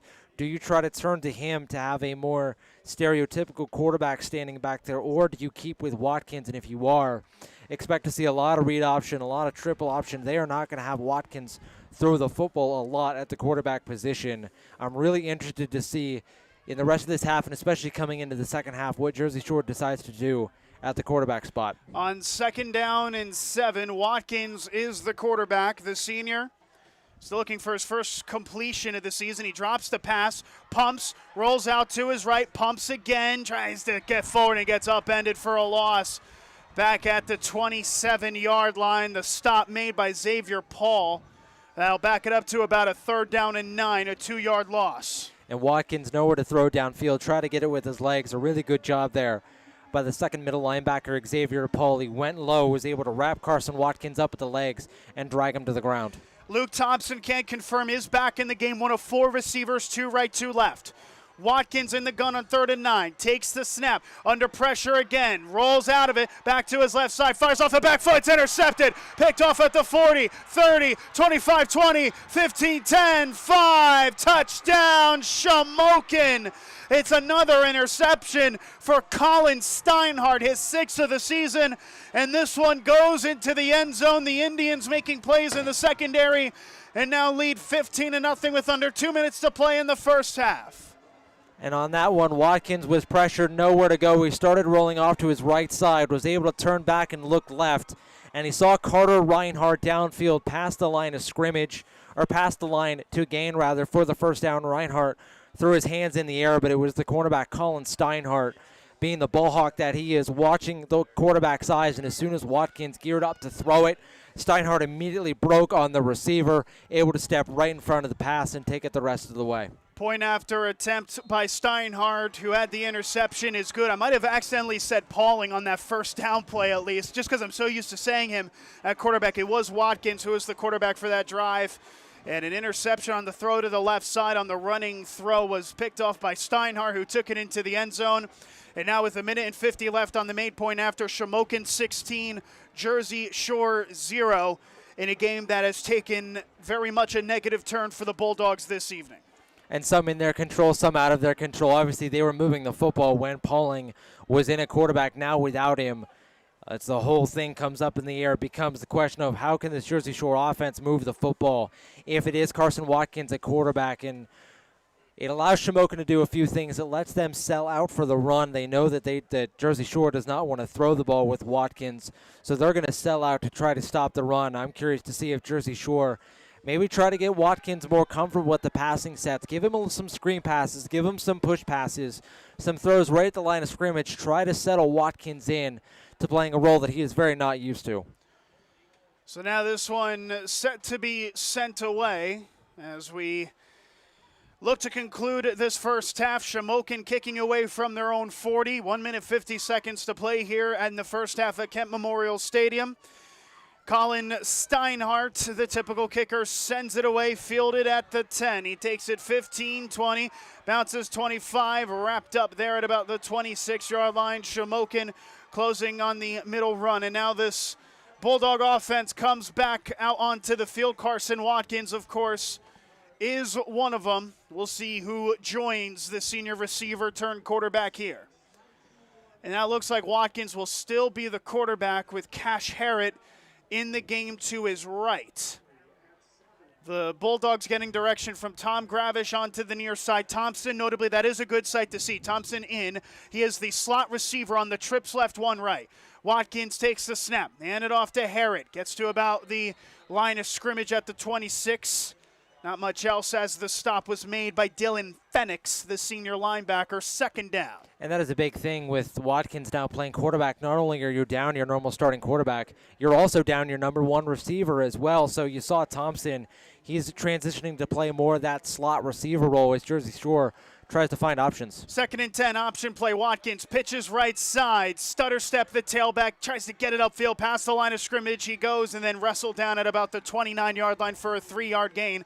Just over a minute left to play, and I should know if you're looking for some silver lining, that touchdown still keeps it at a 2-possession game, even with the made point after, but now you need 2 touchdowns and 2 two-point conversions to the name as well. I think I was wondering on that play why the running back, it looked like he was limping a little bit, and the reason why, he was being drugged down from behind by Xavier Paul. Paul grabbed the ankle of the runner, and he was kind of dragging with him those few extra yardage. 3rd and 7, Watkins claps his hands, takes the snap. It's a reverse play. Reverse to the receiver, closing back to the left side. Shamokin ready for it as they take it past the 30 and to about the 32-yard line before being wrestled down. That looked like Might have been Walsh on the tackle, the opposite defensive back. Ryan had the end around. It'll bring up a 4th down. They could run the clock out to the end of the half, or maybe try at least one last trick play to close out the first 24 minutes. Yeah, on that last play, Watkins took the snap. He immediately ran out to his left side, had Luke Ryan looping around. As soon as he comes around, Watkins hands it off to Ryan, who tries to come back around to the other side, but Shamokin, ever so disciplined on defense, able to make the stop and bring him to the ground, and they weren't able to pick it up. And Shamokin celebrating like the half is over, but I think Jersey Shore called a timeout with a second left. Well, Jersey Shore, even the starters were going back to their respective locker rooms, but Tom Gravish did take a timeout, so they'll add at least a second to the clock here. Shamokin booing, but the Bulldogs with one more trick play maybe in the locker to close out the half. It's not going to be according to game plan. If the Bulldogs are to come back in this game, Ryan, they're going to have to reach into a bag of tricks and very much be versatile. It could go a long way if they're able to get something here. They're going to add 2 seconds to the clock. So this will be the final play of the half. It's 4th down and 4. 2 seconds on the clock. This will be the last play of the half. They're going to go 4 receivers right. One of them is the tailback, Sechrist. 1 receiver left, and I think that is still Watkins at quarterback on 4th down and 4.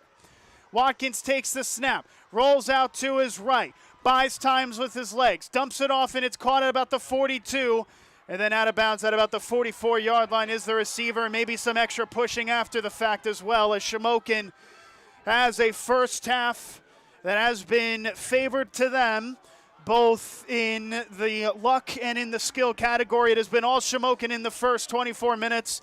The injury to Nolan Pauling, and for parts of the game, Luke Thompson looming large as into halftime they go. Jersey Shore nothing, Shamokin 16. And Ryan, it has really been the unfortunate injuries that has shifted the game plan, and the Bulldogs will have an entire halftime to try and recover. Yeah, when Pauling goes out, the game's 9-0. You feel like it's right within striking distance. Jersey Shore, they got to stop on the defensive side, but as soon as Nolan Pauling came out, it felt like it all fell apart. 2 interceptions from the new quarterback, Carson Watkins, the normal receiver, one being a pick 6 that gives Shamokin the 16-0 lead. And right now, with the status of Pauling looming large, the Indians are in control. So at halftime here from Kent Memorial Stadium, Shamokin 16, Jersey Shore 0. You're tuned in to Jersey Shore football on the Bear Country Sports Network. Now's the time to reserve space for your pup at Sweet Dreams Pet Resort on Sunrise Lane in Mill Hall for this fall and winter. Individual indoor suites for your best friend featuring raised dog beds, grooming on site, air conditioning, radiant heat, and an outdoor playground. Take advantage of weekday doggy daycare, 570-377-0340. Fully licensed and insured, fully staffed with on-site security at all times. Online at sweetdreamspetresort.com and on Facebook. Sweet Dreams Pet Resort, where we treat your dog like family. It seems like there's an automotive parts store on every corner, and they all probably have the part or product you need. But do they know what you need? And do they know they have it? For automotive parts and knowledge, come to the automotive parts store that has automotive experience, Napa Auto Parts. The staff at Napa Auto Parts has the experience to answer your questions and make sure you get what you need. Napa Auto Parts, Hogan Boulevard, Mill Hall, and Bridge Street, Jersey Shore. Napa Auto Parts, Central PA's trusted source for automotive parts and knowledge for generations. A proud supporter of the Jersey Shore Bulldogs, TLC Fuels is a family-owned local business. Established in 1998, TLC Fuels serves residential, farm, and commercial customers from their Jersey Shore location just off of Route 220 at the Pine Creek exit. From fuel oil to diesel fuel and gasoline, TLC Fuels has thrived on a consistent dedication to you and your family. Call 570-753-5722 today. Think about the last time you thanked yourself for something. Maybe it was that me time you took last Tuesday, or finally learning Italian. Want to do something you'll really thank yourself for later? Start creating a plan for your financial goals today. State Farm agent Jason Eberhardt is here in Jersey Shore to help you build a plan that will set you up for success. The earlier you start planning your goals, the better off you'll be. Call State Farm agent Jason Eberhardt today, 570-865-5191. Then, thank yourself later. Like a good neighbor, State Farm is there. B.A. Meixel for local residential and commercial electrical contracting. With over 15 years serving central Pennsylvania, B.A. Meixel has built up relationships with hundreds of home and business owners in Jersey Shore and beyond. Trust B.A. Meixel's trained electricians for all of your needs. Take advantage of their industry-leading guarantees. Call 570-398-7837 today to find out more. B.A. Meixel Electric, proud supporter of Jersey Shore sports. Holiday time is here, and you want something unique. Time to contact Creation Station Plus in Avis. Customize ornaments, personalize a gift. Use any picture from any source. Visit us, 406 West Central Avenue, and tune into Facebook for our live shows Tuesday, Thursday, and Sunday at 8 p.m. Creation Station Plus in Avis, 570-360-4762. Open Tuesday through Saturday 10 till 6, Sunday 10 till 4, online, creationstationplus.com. WQBR 99.9 FM. Get ready to hit the road with Susquehanna Trailways. November 28th, it's Cozier's Christmas Village. The 29th, New York City or the American Dream Mall. On the 30th, travel to the American Music Theater for Deck the Halls. December 5th, don't miss the Pennsylvania Christmas Show. Call Susquehanna Trailways, 570-322-5361, weekdays between 8 and 4. Check the Facebook page and SusquehannaBus.com for more info. Hit the road with Susquehanna Trailways. It seems like the cost of everything is on the rise, but Erie Insurance can help make sure your auto insurance premium isn't one of them. Avoid rate increases with Erie Rate Lock. Even if you have a claim, your rates won't go up until you change a car, driver, or address. Your local Erie agent is Brigandy, Gleghorn, and Hafley. Get a quote today. Erie Rate Lock is not available in all states. Other conditions and limitations at erieinsurance.com. Go to erieinsurance.com for company licensure and product details. Always supporting the Jersey Shore Bulldogs, it's the Twilight Diner in Loganton, open 7 days and featuring a full menu, breakfast, lunch, and dinner, and daily specials. So good, people ask for their food by name, and they bring that great taste on the road with the Twilight Diner on wheels. And now at this area's newest venue for weddings, reunions, and gatherings, Miller's Barn in Tylersville. Hold your next event in the middle of Amish country. Twilight Diner, 603 North Mill Street, Loganton. 570-725-3911 for takeout. Fred Ham Disposal has proudly served the community with residential and commercial trash removal for the last 55 years. They're a family-owned company that cares about the environment and their customers, providing extensive trash removal and recycling options.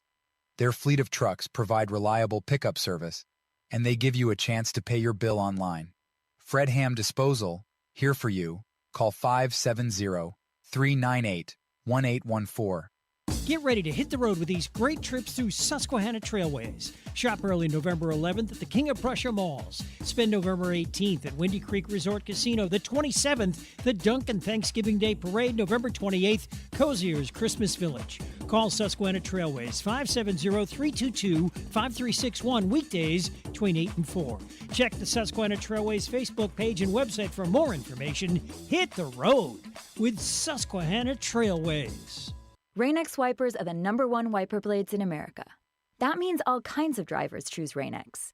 Big drivers in small cars choose Rain-X. Small drivers in big cars choose Rain-X. Drivers with long hair and short commutes choose Rain-X. Drivers with short hair and long commutes choose Rain-X. Drivers with pets on board, babies on board, and bored babies on board choose Rain-X. Basically, drivers who love a clear view of the road all choose Rain-X wipers, the #1 wiper blades in America. Bear Country 99.9 FM. Halftime here from Kent Memorial Stadium in the District 4 Quad A Championship. It is Jersey Shore 0, Shamokin 16. Once again, alongside Tom Fleming and Ryan States, I'm Nicolas Severini. We are live here from Kent Memorial Stadium. And the big storyline is the injury to Nolan Pauling. We can confirm from what we have heard is not likely to return after an injury that he picked up.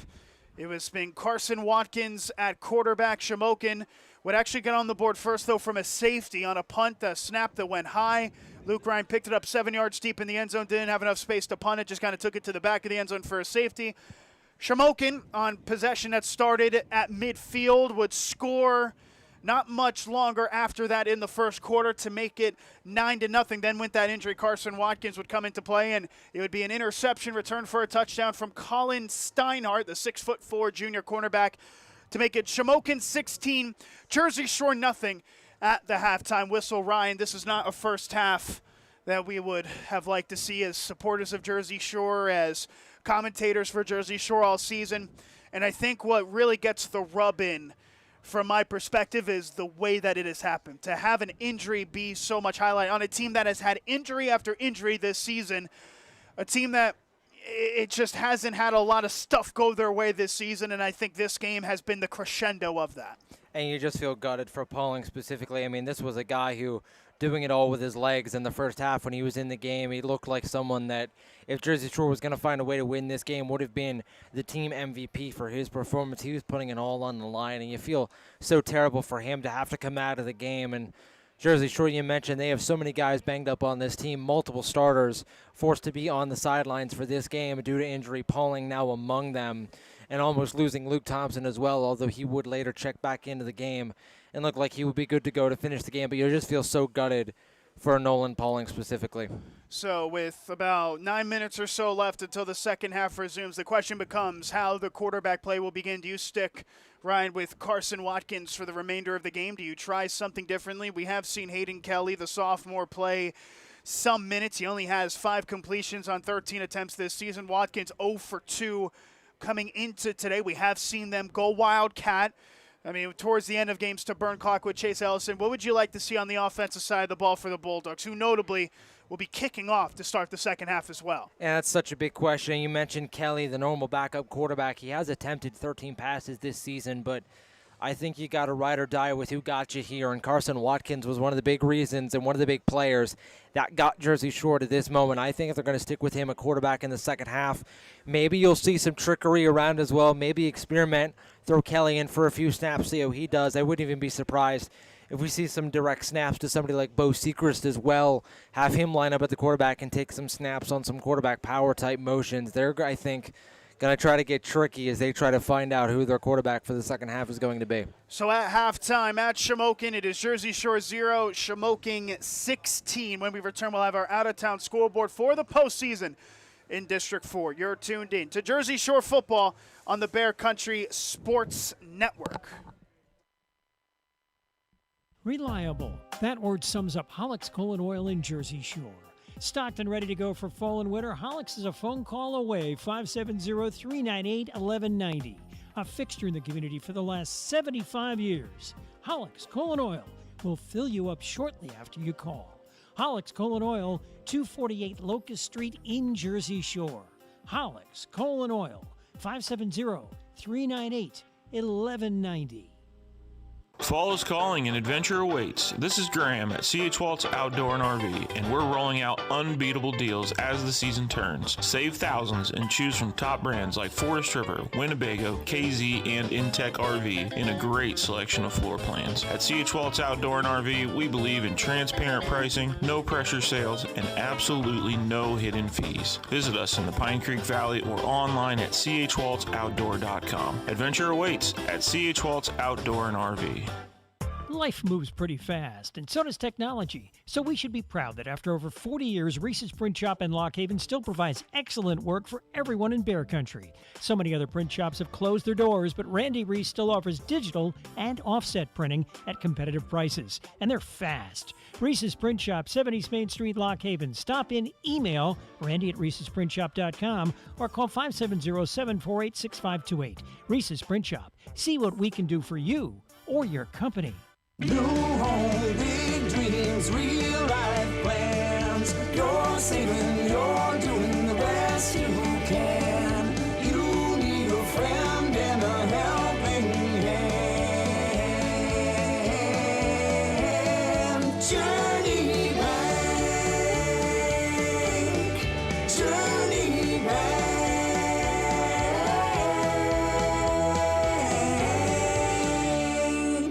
Since 1925, Erie Insurance has been providing protection. Auto, home, life, business, and flood insurance. Annuities, too. Get a great price and the service you expect from your local Erie agent, Fager Insurance Agency in Lock Haven. Serving the area for the last 57 years. Find out why over 90% of Erie Insurance customers renew year after year. Call 570-748-3570 to get a free quote. Fager Insurance Agency, 511 East Church Street, Lock Haven. It's a family tradition. A visit to Irv's Meat Market in Jersey Shore for the best holiday meats. Beef, pork, ham, and chicken at a fair price. Plus salads, scrapples, smoked cheese, pickled eggs, and more. Now open 11 till 5 weekdays, 9 till 2 on Saturdays. Irv's Meat Market, 229 South Main Street in Jersey Shore. Call 570-398-4031 for Irv's Meats, the meeting place. Cutting Edge Country, WQBR, The Bear. About 4 minutes until the second half begins from Kent Memorial Stadium. Shamokin 16, Jersey Shore nothing. You're tuned into the District 4 Quad A Championship. And Jersey Shore football on the Bear Country Sports Network. Tom Fleming and Ryan States. I'm Nicolas Severini. Ryan, let's get some scores elsewhere. Our out-of-town scoreboard for the first time. And I'll tell you, one of them is the big one. Bellefonte up 10-0 against Juniata. They've turned their season around a bit. Juniata, the heavy favorites, I would argue, in that game. Bellefonte, though, in front. What are the other scores that you can see? Well, we'll start here. Troy, the Trojans, hosting the defenders of Warrior Run right now. The Trojans taking control, leading 34-13 as they get ready and approach halftime. No surprise there, certainly. Mifflinburg, the Wildcats, taking on the Montoursville Warriors. Right now, it's all Cats in the first half as Mifflinburg holds a 21-6 lead. Then it's Panthers versus Tigers. The Bloomsburg Panthers and the Southern Columbia Tigers. They are in the third quarter of that game as it sits right now. Southern Columbia leading 23-0. The Montgomery Red Raiders on the road, traveling to take on the Lyon Mountain Eagles. Right now, that game in the third quarter tied at 7 apiece. Williamsport, the Millionaires, traveling on the road to take on the Wilkes-Barre Wolfpack. And it is the Pack up 14-0. Friend of the show, Justin Hawkins, who we met over at Williamsport, I'm sure keeping a close eye on his alma mater in Montgomery, as that is a close one. As we get set to resume play here in the second half, both teams are about to exit their lockers, and a bit of a development at halftime, and you might be able to tell just based off of the coverage now, it is become a bit of a downpour. You can see it in the floodlights, the water and the rain coming down. It's actually coming into the press box. We are ponchoed up, our equipment at least isn't ready to go for the second half. The Bulldogs, to a very loud applause by the Jersey Shore faithful, welcome the Bulldogs in white back out onto the field. And with 3 minutes until the second half resumes, I think it's fair that we keep it here and give credit to everything that this team has done and what this team is trying to do. This would have to be a monumental comeback in Nolan Paulings' absence.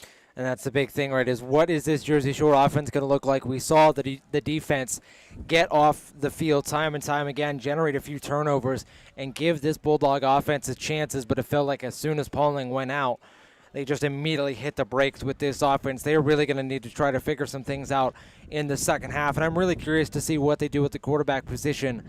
I think this is one where you throw Kelly in, get Watkins some looks, get Sechrist some looks, maybe even Harrett, throw him back there as well. Throw everything you can. This might be the last game of your season if you're Jersey Shore pending a comeback, so you need to throw everything at the wall and just see what sticks.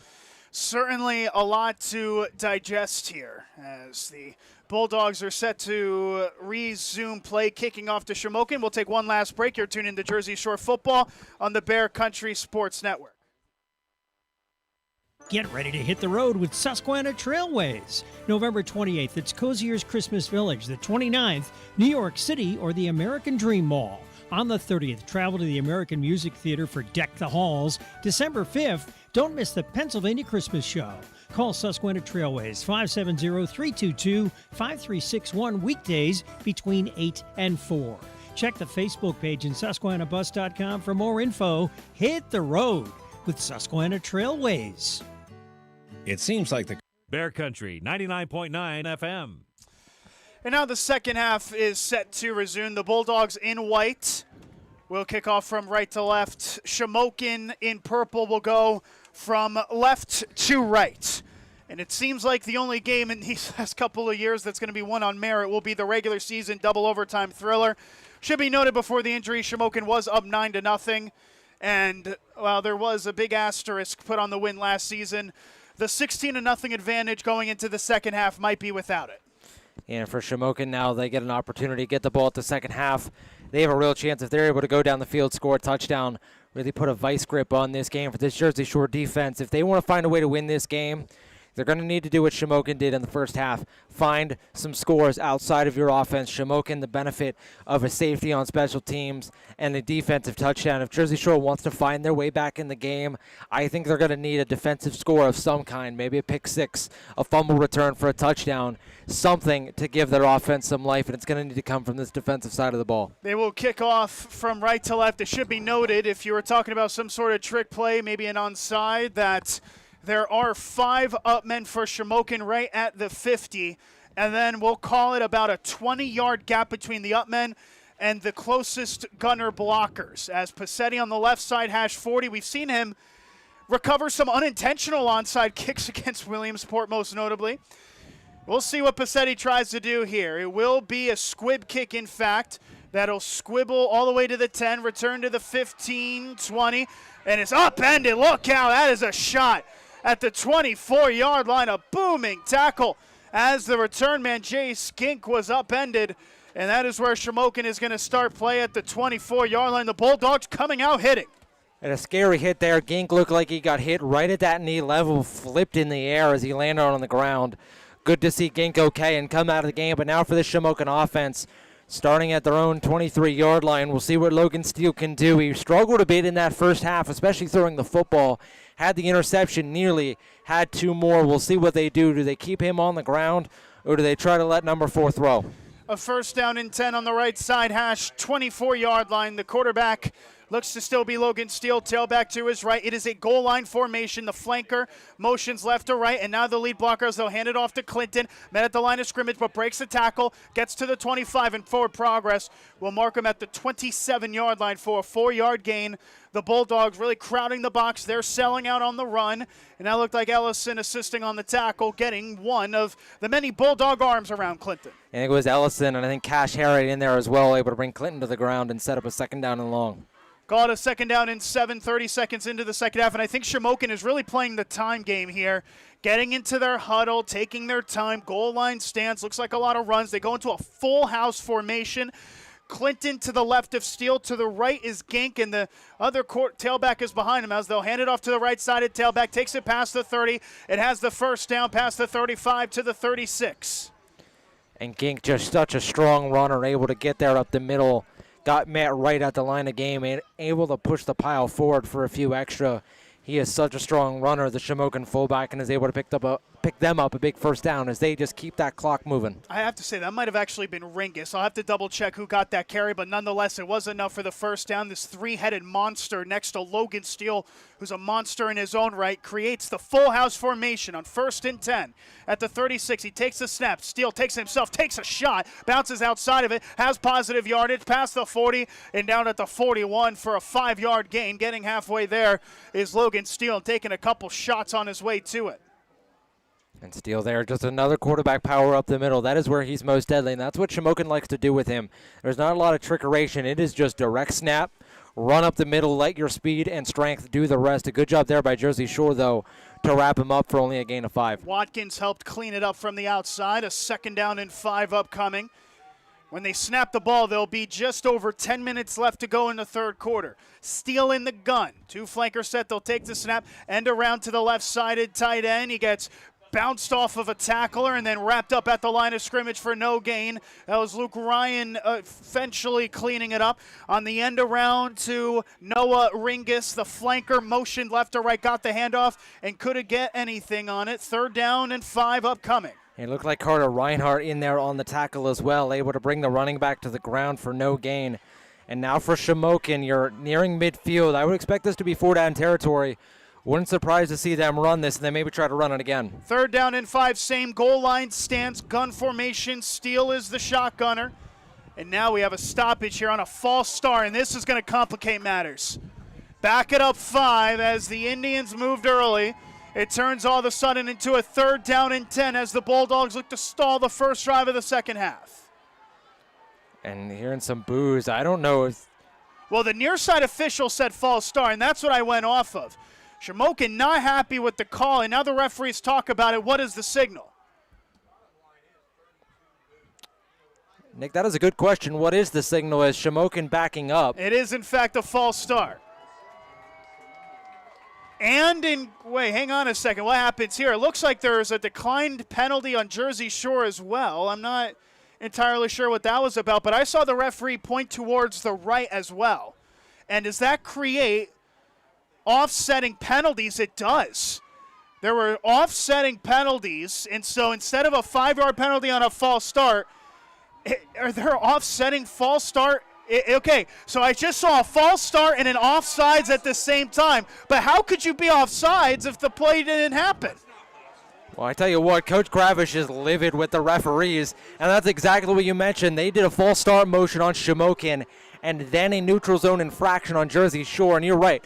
You can't have both. It's one or the other. It's both is not a possibility as the Boo Birds rain down from, I think, both sides of the field here. The referee now changes it after a discussion, and I think they might have changed it to just a false start, which would be the correct call. I don't think I've ever seen a false start offsides, because you cannot, of course. And so it becomes instead a 3rd down and 10 as the Boo Birds reigned, and it favors the Bulldogs in the end. It doesn't favor the Bulldogs. That was the correct call. One of those few plays where I think both sidelines, both fans were unhappy. So a 3rd down and 10, shotgun formation steal. Big play here. He takes the snap, handoff Clinton. Men at the line of scrimmage. Has to bounce back in. He is stuffed. There were about 3 defensive tacklers there on the stop. Sechrist had thrown him to the left side. On the stop looked like Braden Swales. It'll be a loss of 1. And the Bulldogs with a massive stop on defense when they needed it most. A 4th down and 11. Ball back at the 35. And the Indians punting unit comes out onto the field. A massive show of grit for the Bulldogs defensively against what looked like the closing formation for Shamokin. And a great play by that Jersey Shore defensive line to get him for no gain. That is a huge momentum swing. This one sent towards the left side away from the returners. Takes a bounce inside of the 40. And then it will be down at about the 36-yard line. A diagonal punt to the far side that goes end over end to the 36. Only about a net punt of about 30 yards or so. But I think what they were trying to do is avoiding any sort of big play for the Bulldogs on special teams, knowing about that injury to Nolan Pauling, as it looks like Watkins comes back at quarterback. When it was noted to me, I mentioned, do we maybe see some Hayden Kelly on the sidelines, not dressed for today's game, so the only option they do have is Carson Watkins. 8.5 minutes left in the 3rd quarter. Bulldogs down 16-0. First play from scrimmage in the second half under a downpour of rain. A 4-receiver set. Watkins option play. Pitches it outside and it goes down. Right immediately there was Harrett back to the 29. A 7-yard loss. The Indians are really packing the box, aren't they? And it was Paul that wound up cleaning it up for a big loss of 7. Yeah, Xavier Paul there read that play right away and able to bring him to the ground for a big loss. They tried the option play. Watkins tried to take the run, nowhere to go, pitched out to Sechrist, and Sechrist just fell to the ground. There was nowhere to go. 2nd down and 17, less than 8 minutes to go in the 3rd. Watkins faking the pass, handed off up the middle to Sechrist, gets past the line of scrimmage to the 30, carries the pile, and forward progress will give him to about the 34-yard line. That negates a lot of the lossage on the last play. Called a gain of about 6, a 3rd and long, but a 3rd and manageable in the end. And for Jersey Shore, we've seen this a few times. Timothy Lope, number 18, has been checking into the game as well. Obviously, with Watkins out at receiver, they're forced to go to their 4th-string option, which is Lope. 3rd and 12. The aforementioned Lope motions left to right. Watkins the pass. Fakes. Rolls out to his right. By time he's got fire off his back foot looking for Reinhardt, and it is incomplete. Reinhardt actually had a step on Colin Steinhardt, who was the defensive back in coverage. Watkins unable to find the receiver, and on 4th and 12, the Bulldogs will punt with 7:14 left in the 3rd. And Watkins, found out at halftime, has played quarterback before. This is not his first time playing quarterback. He was a quarterback up until high school. We've seen him take a few snaps for Jersey Shore at the quarterback position this season, though before this game had yet to attempt a pass. He's already attempted a handful in this game. That one, though, just a little bit underthrown and fell incomplete. Under pressure, Ryan on the punt, and he just got it off end over end. Takes a Jersey Shore hop inside of the 30, a better hop inside of the 20, and Luke Ryan will switch the field position once again all the way to the 12. Well, Luke Ryan has certainly changed the field position up in a big way here for the Bulldogs. Another punt inside of the 20. This is a guy that can punt on Saturdays if he wants to do that, the senior, as it'll be Shamokin in possession, the drive starting at their own 12 with 7:14 left, up 16-0 against the Bulldogs. Yeah, it's hard to tell a guy that has 48 tackles on defense and almost 500 yards receiving on offense that his best position might be a punter, but he is such a weapon with his legs for this Jersey Shore team, punting the football away. That one a beauty of a punt. It landed before the 20-yard line and got another 10 yardage of rolling. It would have backed Shamokin up. Ryan, you mentioned, is the guy who should be punting on Saturdays. That looked gone about 45, 46 yards or so by the end of it. Steele on 1st and 10, handed off to Clinton, tries to bounce to the weak side, gets wrapped up in the backfield. That's going to be a loss. I tell you what, you have to love the resilience of this Jersey Shore defense against one of the best rushing attacks in the state, putting in the effort to take him down. It looked like Dalton Rerig wrapping him up for a 1-yard loss. Less than 7 minutes in the third, a 2nd and 11 for the Indians. And Shore knows, especially with the range, Shamokin not wanting to throw the football, not wanting to risk a turnover. They're going to run, keep it on the ground. So they are sending the house. They're sending 9, even sometimes 10 guys right at the line of scrimmage to try to stop the run. 2nd down and 11, Steele in the gun, motions the flanker left to right, takes the snap, quarterback power to the outside, gets a great lead block forward, past the 15, 20, and he's loose. Across to the 30 for the first down and wrapped up past the 40 all the way to the 42. Well, they've been running it with the tailbacks a lot, haven't they? But then you give it to the quarterback, Steele, let him do what he does best, and that is him at his best. A 31-yard run back to the 42. And he's such a fast weapon. We've not seen Shamokin really run him a lot to the outside. It's been a lot of up the middle. That one there, he's able to bounce to the outside. A really good block downfield by the receiver, Colin Steinhardt, to give his quarterback a lane to run. And he did the rest, getting a huge gain on the ground. 1st and 10, left side 42. One receiver lined up on the left side, flanker set. He'll take the snap, handoff, clear, wrapped up in the backfield again. And maybe a loss of 1 for the Shamokin tailback as he's wrapped up on the weak side, a 2nd and 11. And it looked like a stoppage in play for something occurring on the far side. We'll have to see. Logan Steele is getting the play. Looks like an offensive lineman might have been banged up. So stops the clock with 5:56 left in the third. Shamokin up 16-0. A 2nd down and 12, the signal. Less than 6 minutes to play in the quarter now, as it seems like we have a stoppage. A timeout taken, and we'll have to see who this winds up being called on as we have some miscommunication out onto the field. And Shamokin winds up taking a timeout. I tell you what, it's still a 2-possession game after everything that we have just mentioned, haven't we? With the Indians taking, as we just adjust the timeouts, our apologies for that. We are so focused rather on what was taking place at halftime. We didn't adjust it, but now we do. Shamokin taking their first time out, but you give credit to the Jersey Shore defense. They are playing some smash-mouth football at the moment, and they are not throwing the white flag. They are far from throwing the white flag here. I mean, this is a team that they came into the year and they were told that this wasn't, they weren't going to have a year like they have this season. They lost all those guys. It wasn't a lot of expectations for this Jersey Shore team, and yet they came out and they find themselves here in the district title game. So I'm sure they're telling themselves on the sidelines, hey, I know we're down a few guys, but why not us? Why can't we come back? Why can't we win this game? They have the same amount of wins this year, 8, as they did last season. 2nd down and 12. Steele in the gun, tailback right, receiver right side with 2 flankers lined up. Motion right to left 1 as they'll take the snap. It's a quarterback keeper from Steele. Tries to bounce it to the outside. He's going to get wrapped up, and down he goes. Back at the line of scrimmage is Steele. The Bulldogs stopping the Shamokin quarterback emphatically. Ellison and Watkins help close it out with Sechrist adjusting. 3rd down and long.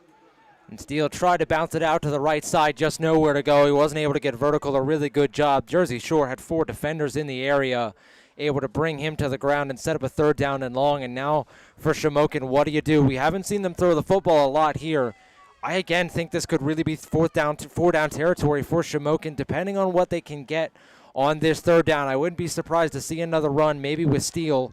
And if it's 5 or 6 yards away from the first down, they might go. Ringus checks out for an extra receiver, Bickert, on 3rd down. They hand it off to Clinton, maybe to the 41, but not much else. Bo Sechrist and Luke Thompson getting to Clinton, who is shaken up after the fact More smash mouth football for the Bulldogs, and on 4th down and 12, it looks like the Indians will punt it away with 4.5 minutes to go in the third. This is gritty, tough football being played by the Bulldog defense. And from the Shamokin perspective, if they wanted to go for it, they needed to get about 5 yards on that run. They weren't able to get anything, so they'll be forced to punt it away. And this Jersey Shore defense, in the absence of their star quarterback and knowing their offense is struggling, they've stepped up in a big way. Colin Steinhardt again, a diagonal kick, not as good as the last one. Takes it inside the 40, takes a favorable bounce. Oh, my goodness.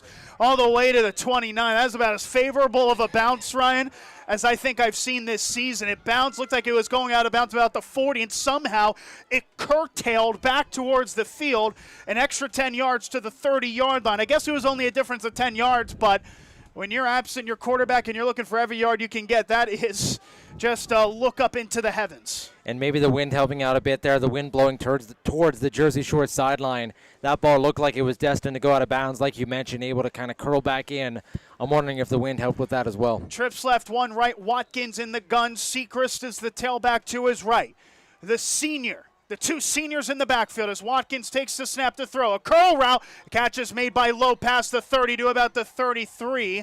Call it the 34, a 4-yard gain as Timothy Lope made the reception. Watkins with his first completion of the season. And that was Logan Steele there in coverage. Lope running a quick little comeback route.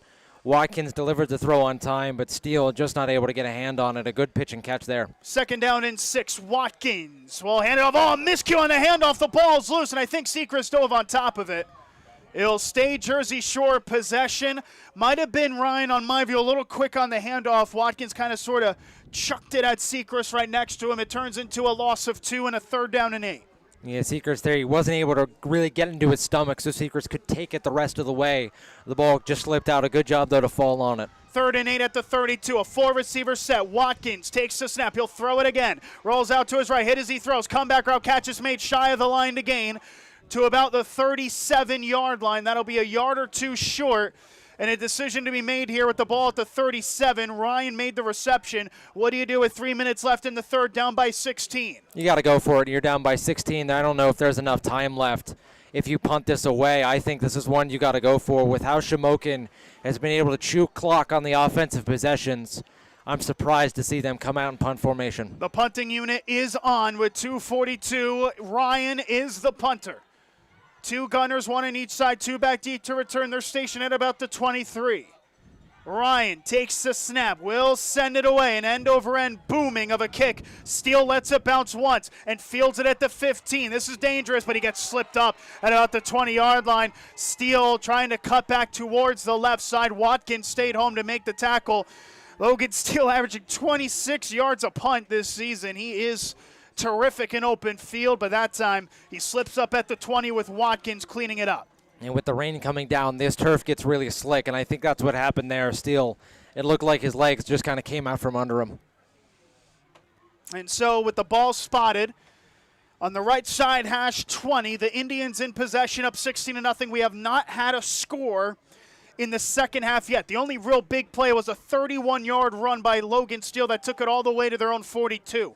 They stalled out on the next set of downs, but get it back here after a Bulldog 3-and-out. 1st and 10, right side 20. 2 receivers set. The quarterback Steele takes the snap, hand it off to Clinton, stutter steps, takes it outside, cuts up field, gets it past to the 20 to maybe the 21, only a 1-yard gain.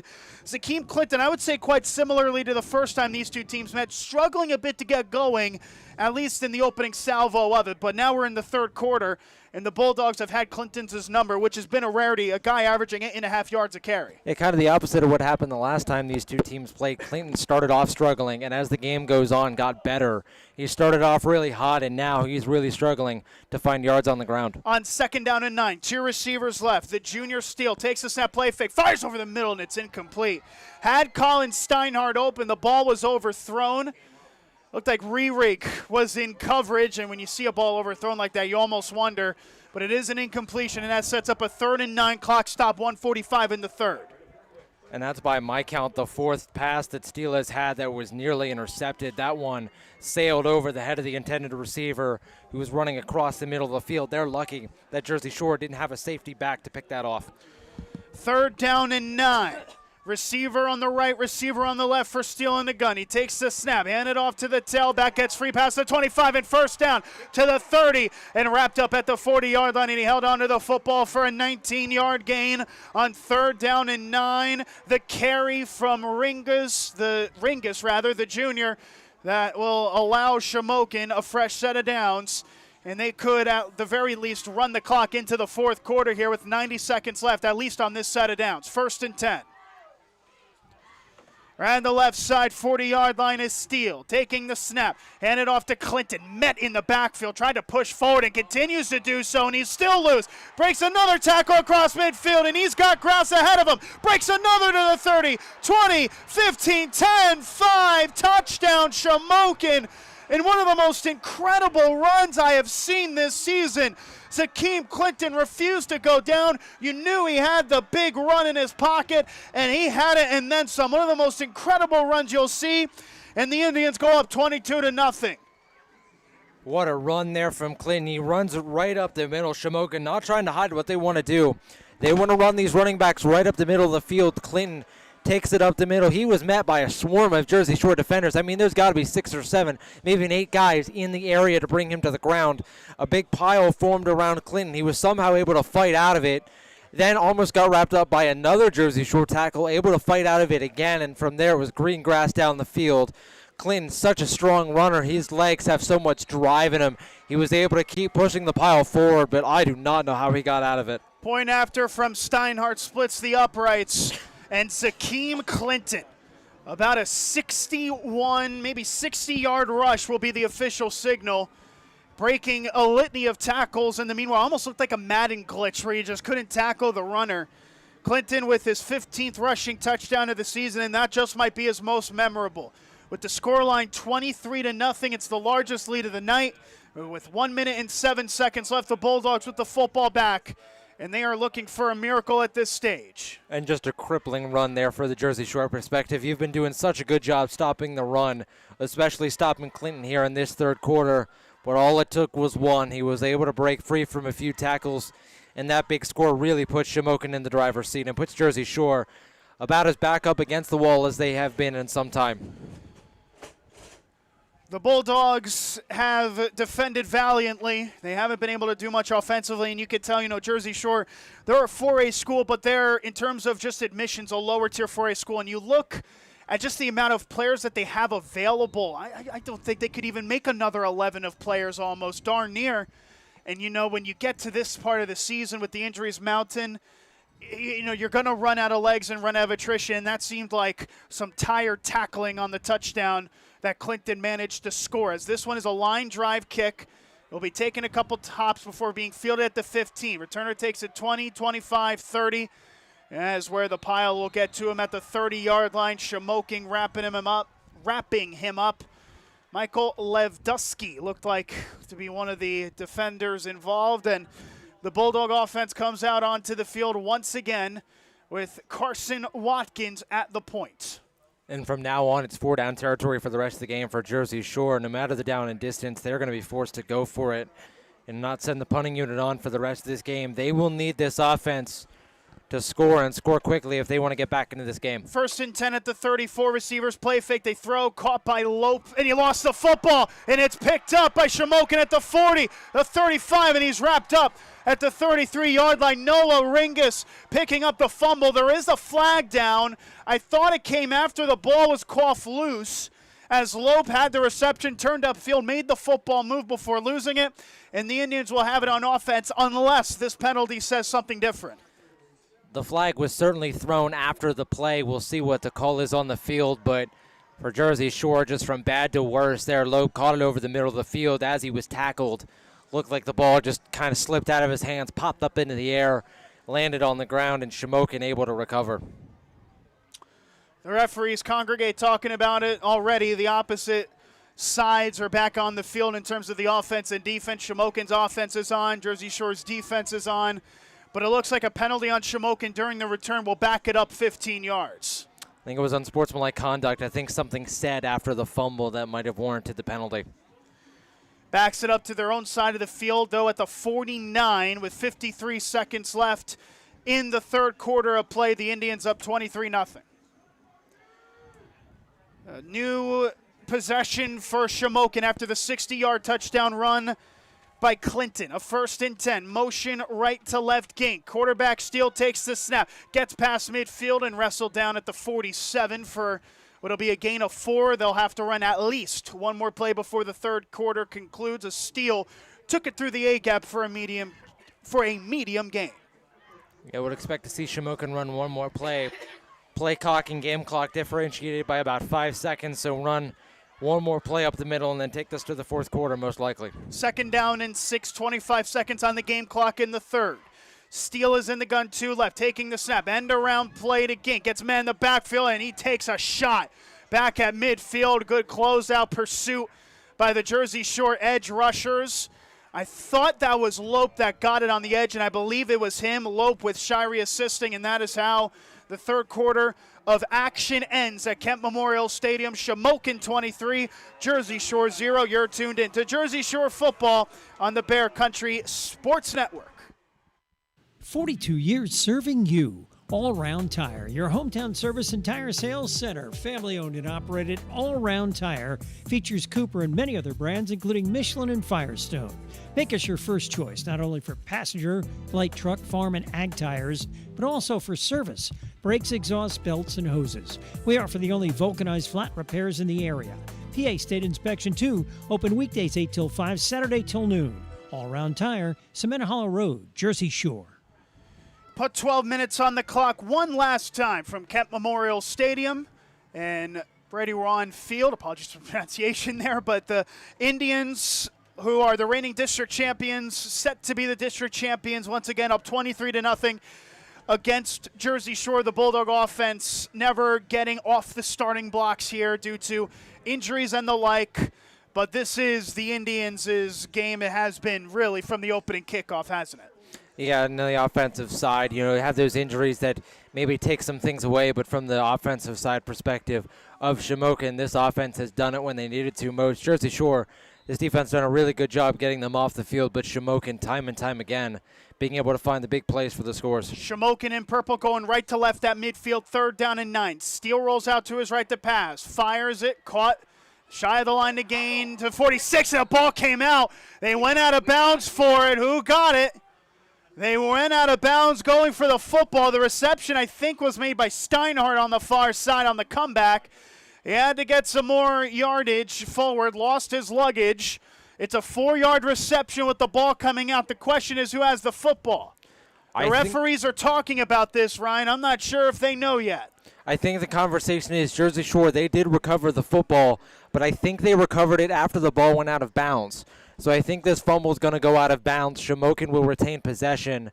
It will be 4th down, and they'll likely be forced to punt it away. But I think that's the conversation is where did he field the football? Was he able to keep it in bounds, or did he field it after it was already out? In addition, there was an injury on the field. The receiver, Steinhardt, will get off the field on his own strength here, it seems.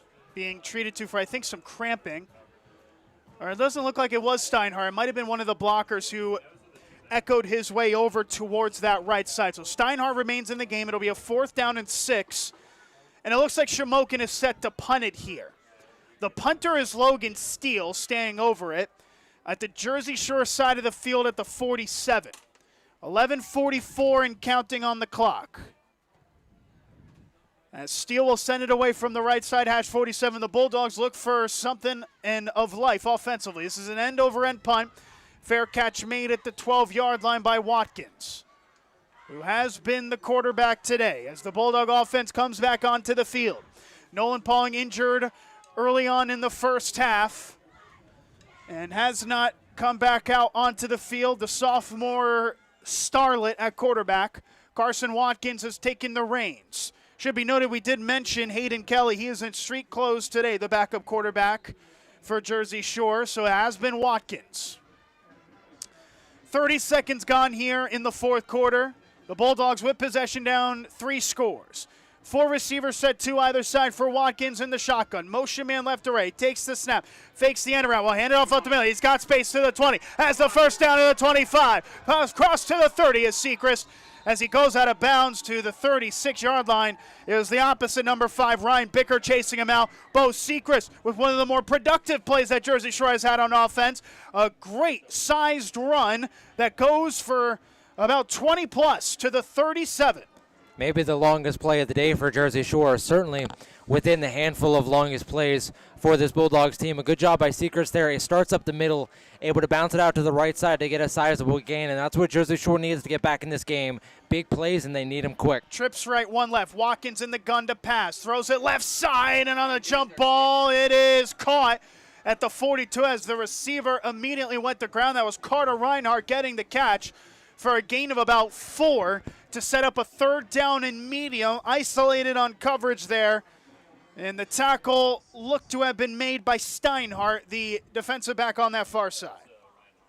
And on that one there, Watkins, it was a fake handoff, a quick turn and throw to the receiver on the outside. A good play by Steinhardt, though, to bring him to the ground. On 2nd down and 6. A minute gone here in the 4th. It's a play fake. Watkins trying to take it himself. Goes back to the left and takes a shot. Back to the 36-yard line. And emphatic tackle by Xavier Paul on the edge. He tried to revert back to the left, didn't he? And in the end, there wasn't much doing. Yeah, he just took a shot there on that play. He took a shot there on that play there. Tried to roll out, tried to find something down the field, wasn't able to. And Xavier Paul made him pay for it. A big hit right over the middle of the field. They would bring him to the ground and set up a 3rd down and long. 3rd down and 11, ball back at the 36. It is trips right, 1 left. Watkins in the gun, throws it to the left side. It's diving attempt at the interception, and he got it. It's intercepted, and it's that name again, Colin Steinhardt, with a 3-interception day on the deflection, and Shamokin will get the ball back with just over 10 minutes to play. And on that one there, Watkins was looking for Reinhardt again on a comeback route. That ball got tipped at the line. I think a Shamokin defensive lineman couldn't get the name on who it was able to get enough of a hand in the air to knock that ball, make it wobble, and fall right into the lap of the cornerback Steinhardt. So that will allow Shamokin to get possession back close to where they punted from at the 41-yard line of Jersey Shore to the right side. A 1st down and 10, leading 23-0. 10 minutes and 7 seconds left in the ball game. Steele in the gun, twin tailback set. Receiver left is Steinhardt, who had the pick. Steele takes the snap, takes it himself, has a lead blocker, and he's loose inside the 30. 1 man to beat 20, 15, 10, 5. Touchdown, Shamokin. And it is Logan Steele, nerves of steel, going down the weak side, had the lead blocker in front of him and took it into the end zone, and that could be the dagger on the season for the Bulldogs as Steele took it 41 yards for the score. 29-0 with the extra point to come. And the real deal, Logan Steele, took that handoff. He went immediately to the right side. Good blocking by the receivers up the field. Jersey Shore looked to be caught off guard. They were expecting a run up the middle. Steele instead decided to bounce it to the outside. Nothing but green grass ahead of him. And now the point after attempt to make it 30-0 Shamokin. These two teams in recent memory have played some very close contests and very close games, both regular season and postseason. But as Colin Steinhardt drains the point after, this game and this night will belong to the hometown Indians, up 30-0 with 10 minutes to play. And you can't help but question what would this game have looked like if Nolan Pauling able to stay in when he goes out. This is a 9-0 ball game, folks. Jersey Shore was able to move the football down the field. They were able, even at one point, to get inside the Shamokin 10-yard line. And then Pauling goes out, and it was all downhill from there. You can't help but wonder how different this game would have looked. It is a real what-if scenario.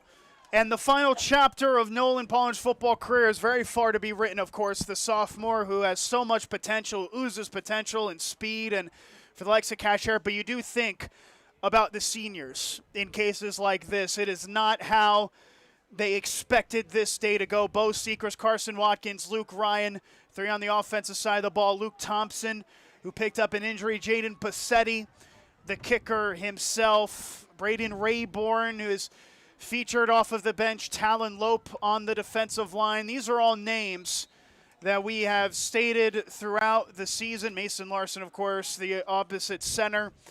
And you feel for them in a moment like this, as this one gets sent away, fielded at the 10. He'll take it to the 15, 20, over the middle to the 25, and wrapped up at about the 28. You want them to get a fair shot at getting your get back, right? And it feels like they've been stripped of that a bit tonight. And that's just the unfortunate thing, and that's, part of it that you can't control is injuries are going to happen. And Jersey Shore just not able to adjust without their quarterback. And obviously, without a normal backup quarterback as well, you're forced to turn to a receiver, a guy who has not played quarterback at the high school level. You're forced to turn to him to try to get you back in the game, and it's just an unfortunate ending for those seniors, but that doesn't take away from the great career they've had as Bulldogs. We might have a new quarterback here. Luke Ryan is now standing in the shotgun with Bo Secrets to his right. Ryan with 50 receptions plus on the season, taking the snap. He's going to throw it right side to Thompson. It's incomplete. Batted and deflected was the linebacker Trey Taylor for the incompletion. Second down.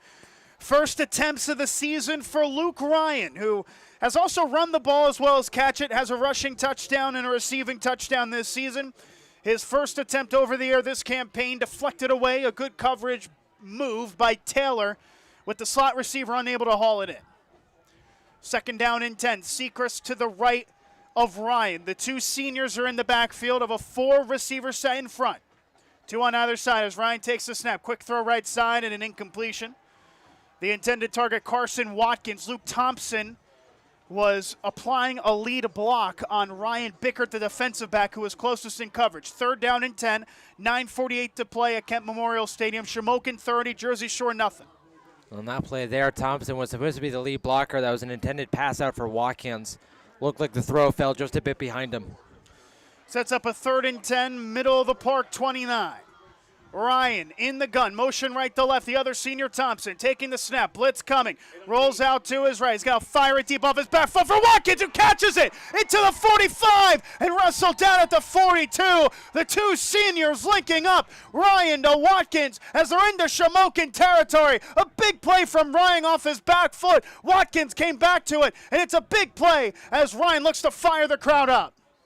And on that play there, Ryan, the throw falls just a little bit behind Watkins, but a good job at placing it to where Watkins could turn around and go get it. On 1st and 10, Ryan fakes the throw, handed off Sechrist and wrapped up in the backfield for a loss.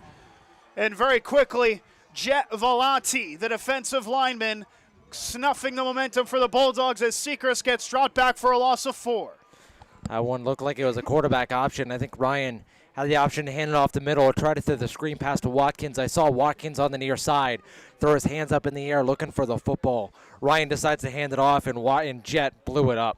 9 minutes to play. A 2nd down and 14. Motion left to right. Ryan takes the snap, rolls out the pass. He's going to fire it off his back foot. One-on-one coverage, and it is incomplete. Just beyond the receiver and defensive back. That was Colin Steinhardt looking for his 4th interception. He was the guy that got the hands on it. The receiver making the post route had to come back to it and sets up a 3rd and long, 8:49 to play.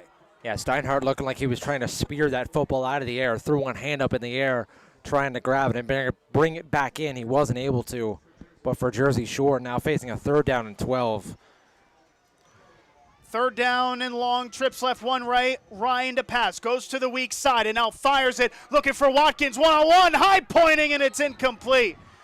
The intended target was Watkins. Ryan Bicker in coverage. I'm not sure if he turned the head around, but did make a play on the ball to set up a 4th and long, and you might as well keep the offense on this point. And that's what the moaning and groaning was from the Jersey Shore fans here at Shamokin, because Bickert never got his head around to the football. He was looking at Watkins the whole way. It was, I think, his helmet that ended up breaking the play up. I am quite surprised to not see a pass interference call there, as it never looked like he got his head around. They need to get to the 33 of Shamokin for the 1st down. It is a 4th and 14. Two receivers either side.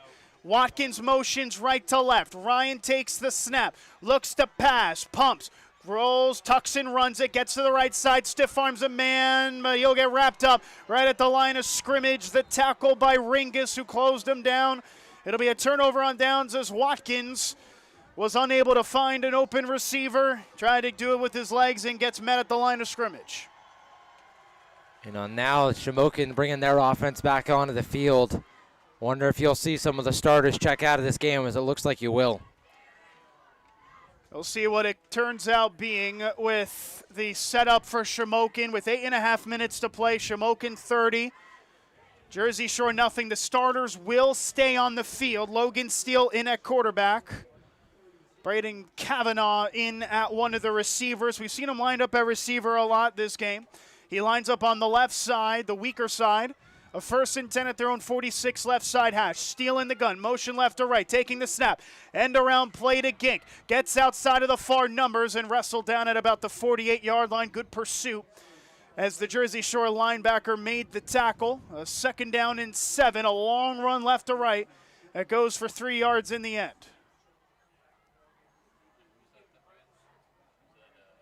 And what do you look at this from Jersey Shore's perspective? The scoreline is what it is. What are you looking to see from the remaining 8 minutes of this game? Just effort at this point, right? The score does not reflect how close this game was before, obviously, injuries put a damper on this game from the Jersey Shore perspective.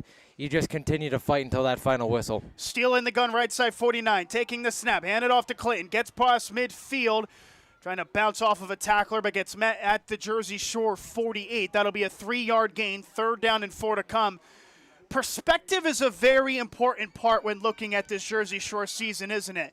If you would have told Jersey Shore fans and maybe the players, listen, you get 8 wins, you match your win total from last season, make the district championship, you would have called that a pretty successful season at the end of the day. However, knowing how close you were, knowing the result of the game in the regular season, you feel like there's still some left on the table when it's all said and done. On 3rd and 4, Steele takes it himself weak side. Gets past the line of scrimmage, but he'll be shy of the line to gain to the 46-yard line. A gain of 2, a 4th down and 2 upcoming for the Indians with 7 minutes to play. And that's kind of the big thing, right, is you look at the perspective of this from a Jersey Shore. Again, you mentioned how happy you'd be if you find yourself in the district championship game, but now you know all the circumstances. You know that this was a 9-0 game. You know how close you were to beating this team in the regular season.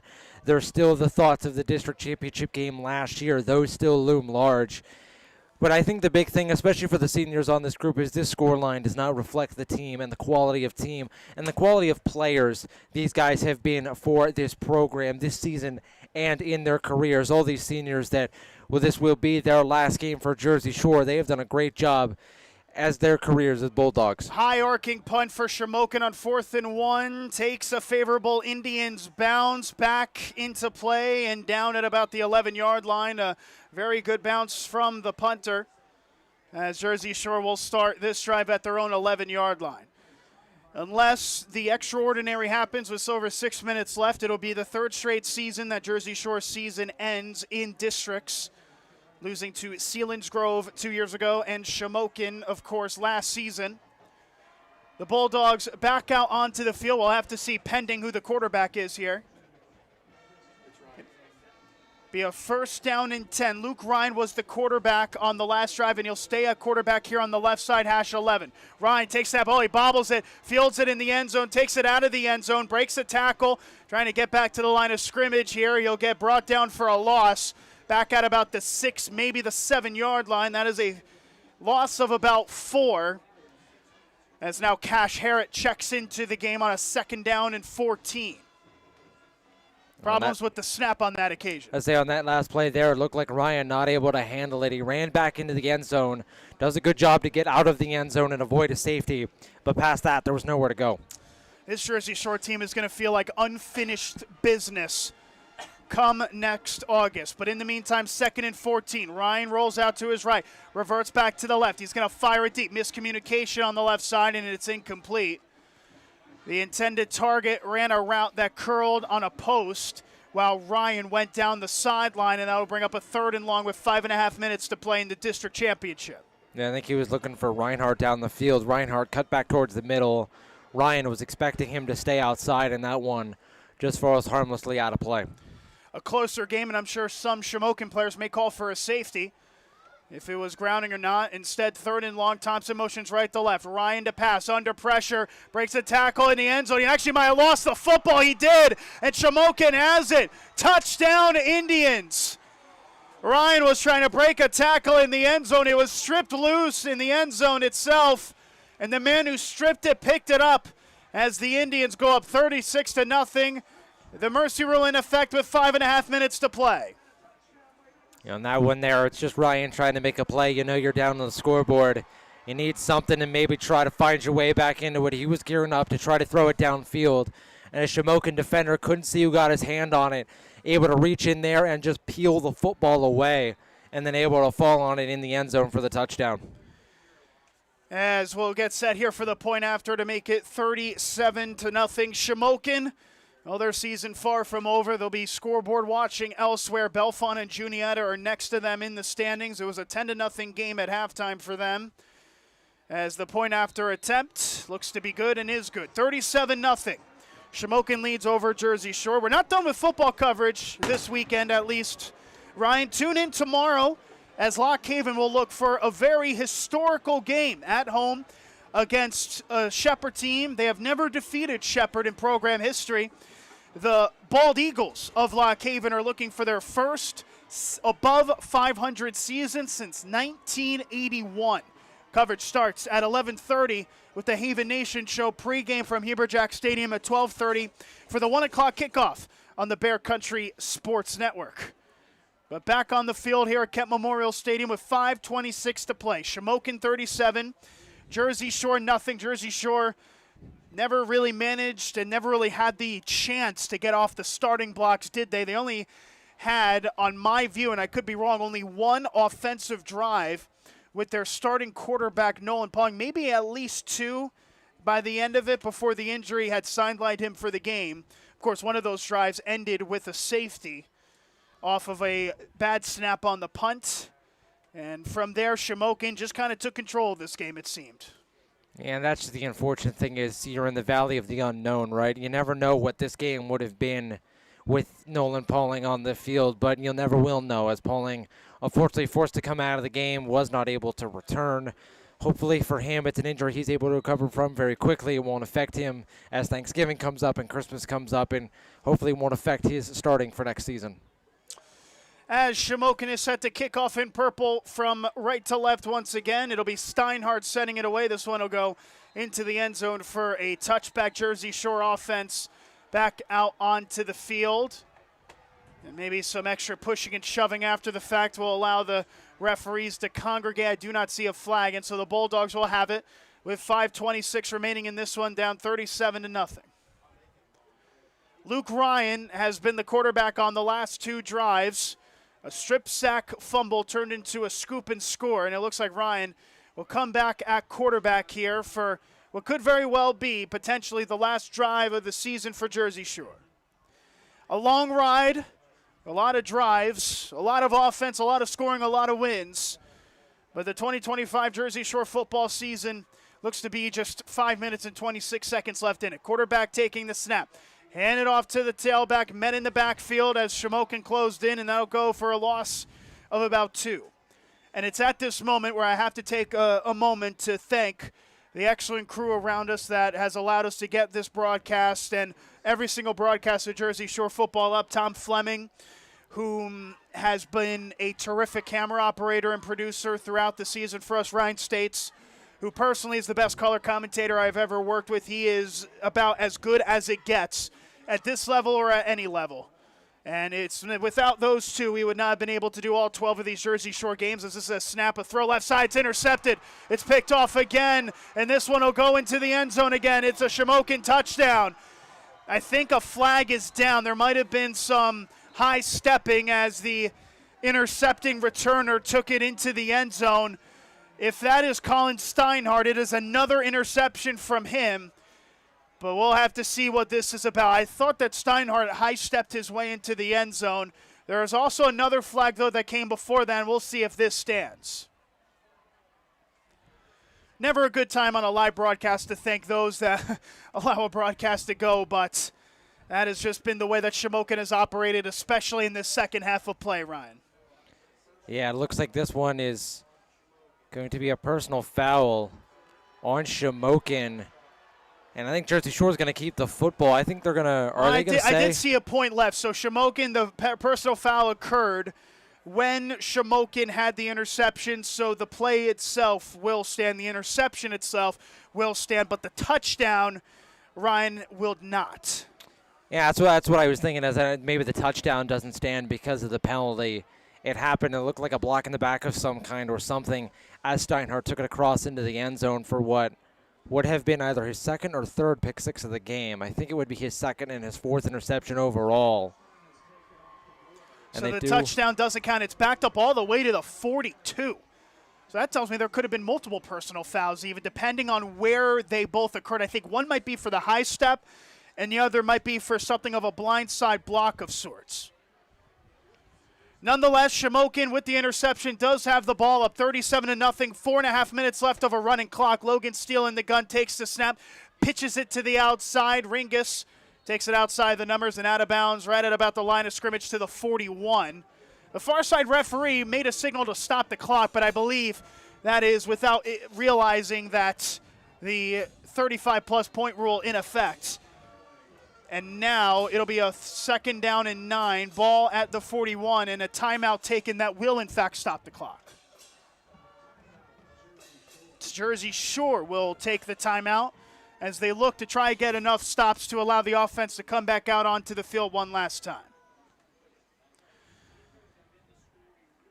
And when you look at the future of this program for Jersey Shore, Ryan, there is a lot to be excited about. You've got a lot of excellent talents. You know, a name that we haven't said all season, of course, Zeke Sechrist, who had an injury in the offseason. He was expected to be partnered with his brother Bo in the backfield all year. But then you had Cash Harrod, a sophomore, come into the fold. Harrod, before the injury that he sustained against Williamsport, had 3 games where he averaged over 11 yards a carry. I mean, he was a real dynamic tailback, and we still saw him making a lot of plays on the defensive side of the ball. Chase Ellison, a freshman, also comes to mind coming in for the injured sophomore Connor Yingling. This is a team and a group of players that are freshmen, sophomores, and juniors that are looking to raise the bar from their 8-win campaign this season. This is certainly not the last gasp of the Jersey Shore Bulldogs. You look at all the names they'll be returning next season. Nolan Pauling comes back on the offensive line. Isaac Shirey, Nate Thompson return. Carter Reinhart returns at receiver. Cash Harrod, the running back, also returns. 2nd down, and 9 out of the timeout. Steele taking the snap, gets it weak side, inside of the 40. And out of bounds at about the 38, maybe the 37-yard line, as they'll give him a gain of 4. 3rd down and manageable upcoming. The Bulldogs still with 2 timeouts left. They won't take one here, as it'll set up a 3rd down and 6. You mentioned names like Chase Ellison, Aiden Patz, the backup tight end, who has seen some run this season, also returns. Timothy Lope, the sophomore cornerback, returns. Ace Willits, Jacob Gee, those are 2 starters that come back. This Jersey Shore team, what is a disappointing season, Carson Eck is another one who returns as well. This Jersey Shore team, their best football may still be ahead of them. 3rd down and 6, 2 receivers left side. Steele taking the snap, handed off Clinton, trying to bounce to the outside. This time they were ready for it, and that succumbs to a loss of 2, maybe even 3. With just over 3 minutes left, it's 4th down. The Indians most likely punting at the Jersey Shore 39. Yeah, they'll punt away now with 3 minutes and counting left in the game. That's a big thing for Jersey Shore. This season, like I said, it's not the last gasp. It is not the last of the Mohicans here for this Jersey Shore team. There is still some good football left to be played. This was supposed to be a transition year for this Jersey Shore team from the old regime to the new regime, and they still found themselves in what many expected to be a down year here playing for the district title. Tell you what, an 8-win in a down year, you've seen some much worse down years, haven't you? As this one is sent into the coffin corner on the near side, takes a Jersey Shore bounce in the end zone. That'll be a touchback. And with 2:35 to play here at Kent Memorial Stadium, Jersey Shore's offense will come out onto the field for the final time. Jersey Shore likely playing to try to avoid a shutout. Try to get a score here and avoid that 0 on the board. We've seen Carson Watkins and Luke Ryan both play quarterback in the absence of Nolan Pauling. I was just hesitant because I was seeing who the quarterback was. That looks to be Watkins again, who has come back out onto the field here. Watkins with Harrod and Sechrist to the right and left of him. Ball spotted middle of the park, 20. The clock has already started running. 2 minutes and 20 seconds to play. Watkins in the gun, takes the snap. Hand it off up the middle to Harrod, wrapped up at the line of scrimmage. In fact, it'll be a loss of a yard, maybe 2. As the defensive line clogged the gap. And Jet Velati was in there on the stop, along with Marcus Kinsley, the senior defensive tackle. 2nd down and 11. 1 minute 55 to play in the District 4 Quad A Championship. Watkins in the shotgun. Ball back at the 19. 2 right, 1 left. Watkins takes the snap, rolls out to his right. Now hit as he throws to the left side. One-on-one coverage and intercepted. And it is that name again, Colin Steinhardt, that picked it off at the 47. Bo Sechrist was emphatically jumping forward. Headhunting there was the senior. You don't want to see that as Steinhardt got the interception. And Shamokin will ice this game out with 1:39 to play. Yeah, luckily Sechrist doesn't make contact. He looked like he was diving at the head of Colin Steinhardt, and you're very thankful that Sechrist missed that hit, because that's one that could have been very scary, as his head might have bounced off the ground depending on how that hit went. That is a tackle attempt that the guy's already going to a ground. That's a tackle attempt you just can't see. That could have been bad for Sechrist. With the base, I mean, the head was down to his end, but in the end, he missed the target, and so Shamokin will run the clock out here. They'll have time for at least 2 more plays. At the Jersey Shore 47, they'll take the first knee of 3.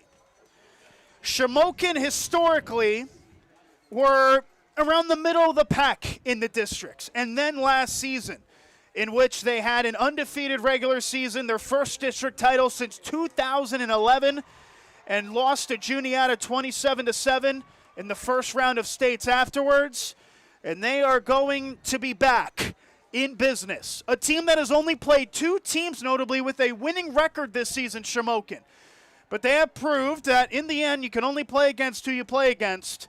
And against a battered and bruised Jersey Shore team, Shamokin did enough to win and do so in quite decisive fashion. One last kneel down successful for Barrett Walsh as both sides meet at midfield. And the game will conclude, clock ticking down, 20 seconds and counting. Shamokin starting to celebrate, and some lingering Jersey Shore players, to no surprise, it is the lingering seniors that will take one last look and breathe in the Jersey Shore colors for one final time as the clock hits 000, and it is final. The Bulldogs lose in the district title to Shamokin, a final score of 37-0. Purple-colored fireworks to the right side ring out at Kent Memorial Stadium as the Indians have now won back-to-back district titles, the second in 3 years under the tenure of Mark Persing, and a performance that never really felt like got off the starting line for the Bulldogs. And for Jersey Shore fans, maybe 2 games in district titles where they felt like they might have gotten robbed. Last year, a game that robbed for reasons of a missed offsides call. In this game, maybe just robbed of the chance to try to compete in this game. When you lose Nolan Poling early on in the game, it really set your offense behind the sticks to a point where they didn't get a chance to show how good they've been this season. This is a team that has hung 40 on multiple teams, including Shamokin earlier on in the season. You just hate that this offense really never got a shot in this game to prove how good that they were, and one that you feel so bad for those Jersey Shore players on the field. As you said, they take in the orange and black one last time. The sides meeting in midfield, Shamokin beginning their celebrations. Ryan, one last time, I would like you to have your final thoughts on this season in Jersey Shore football. Your first covering Jersey Shore football. It's my first time ever broadcasting any form of high school football, my first being around the Jersey Shore landscape, and I've met some incredible people doing this job. And for Jersey Shore, what a year it was for them. 8-4 on the season, 4-1 in the regular season in conference play.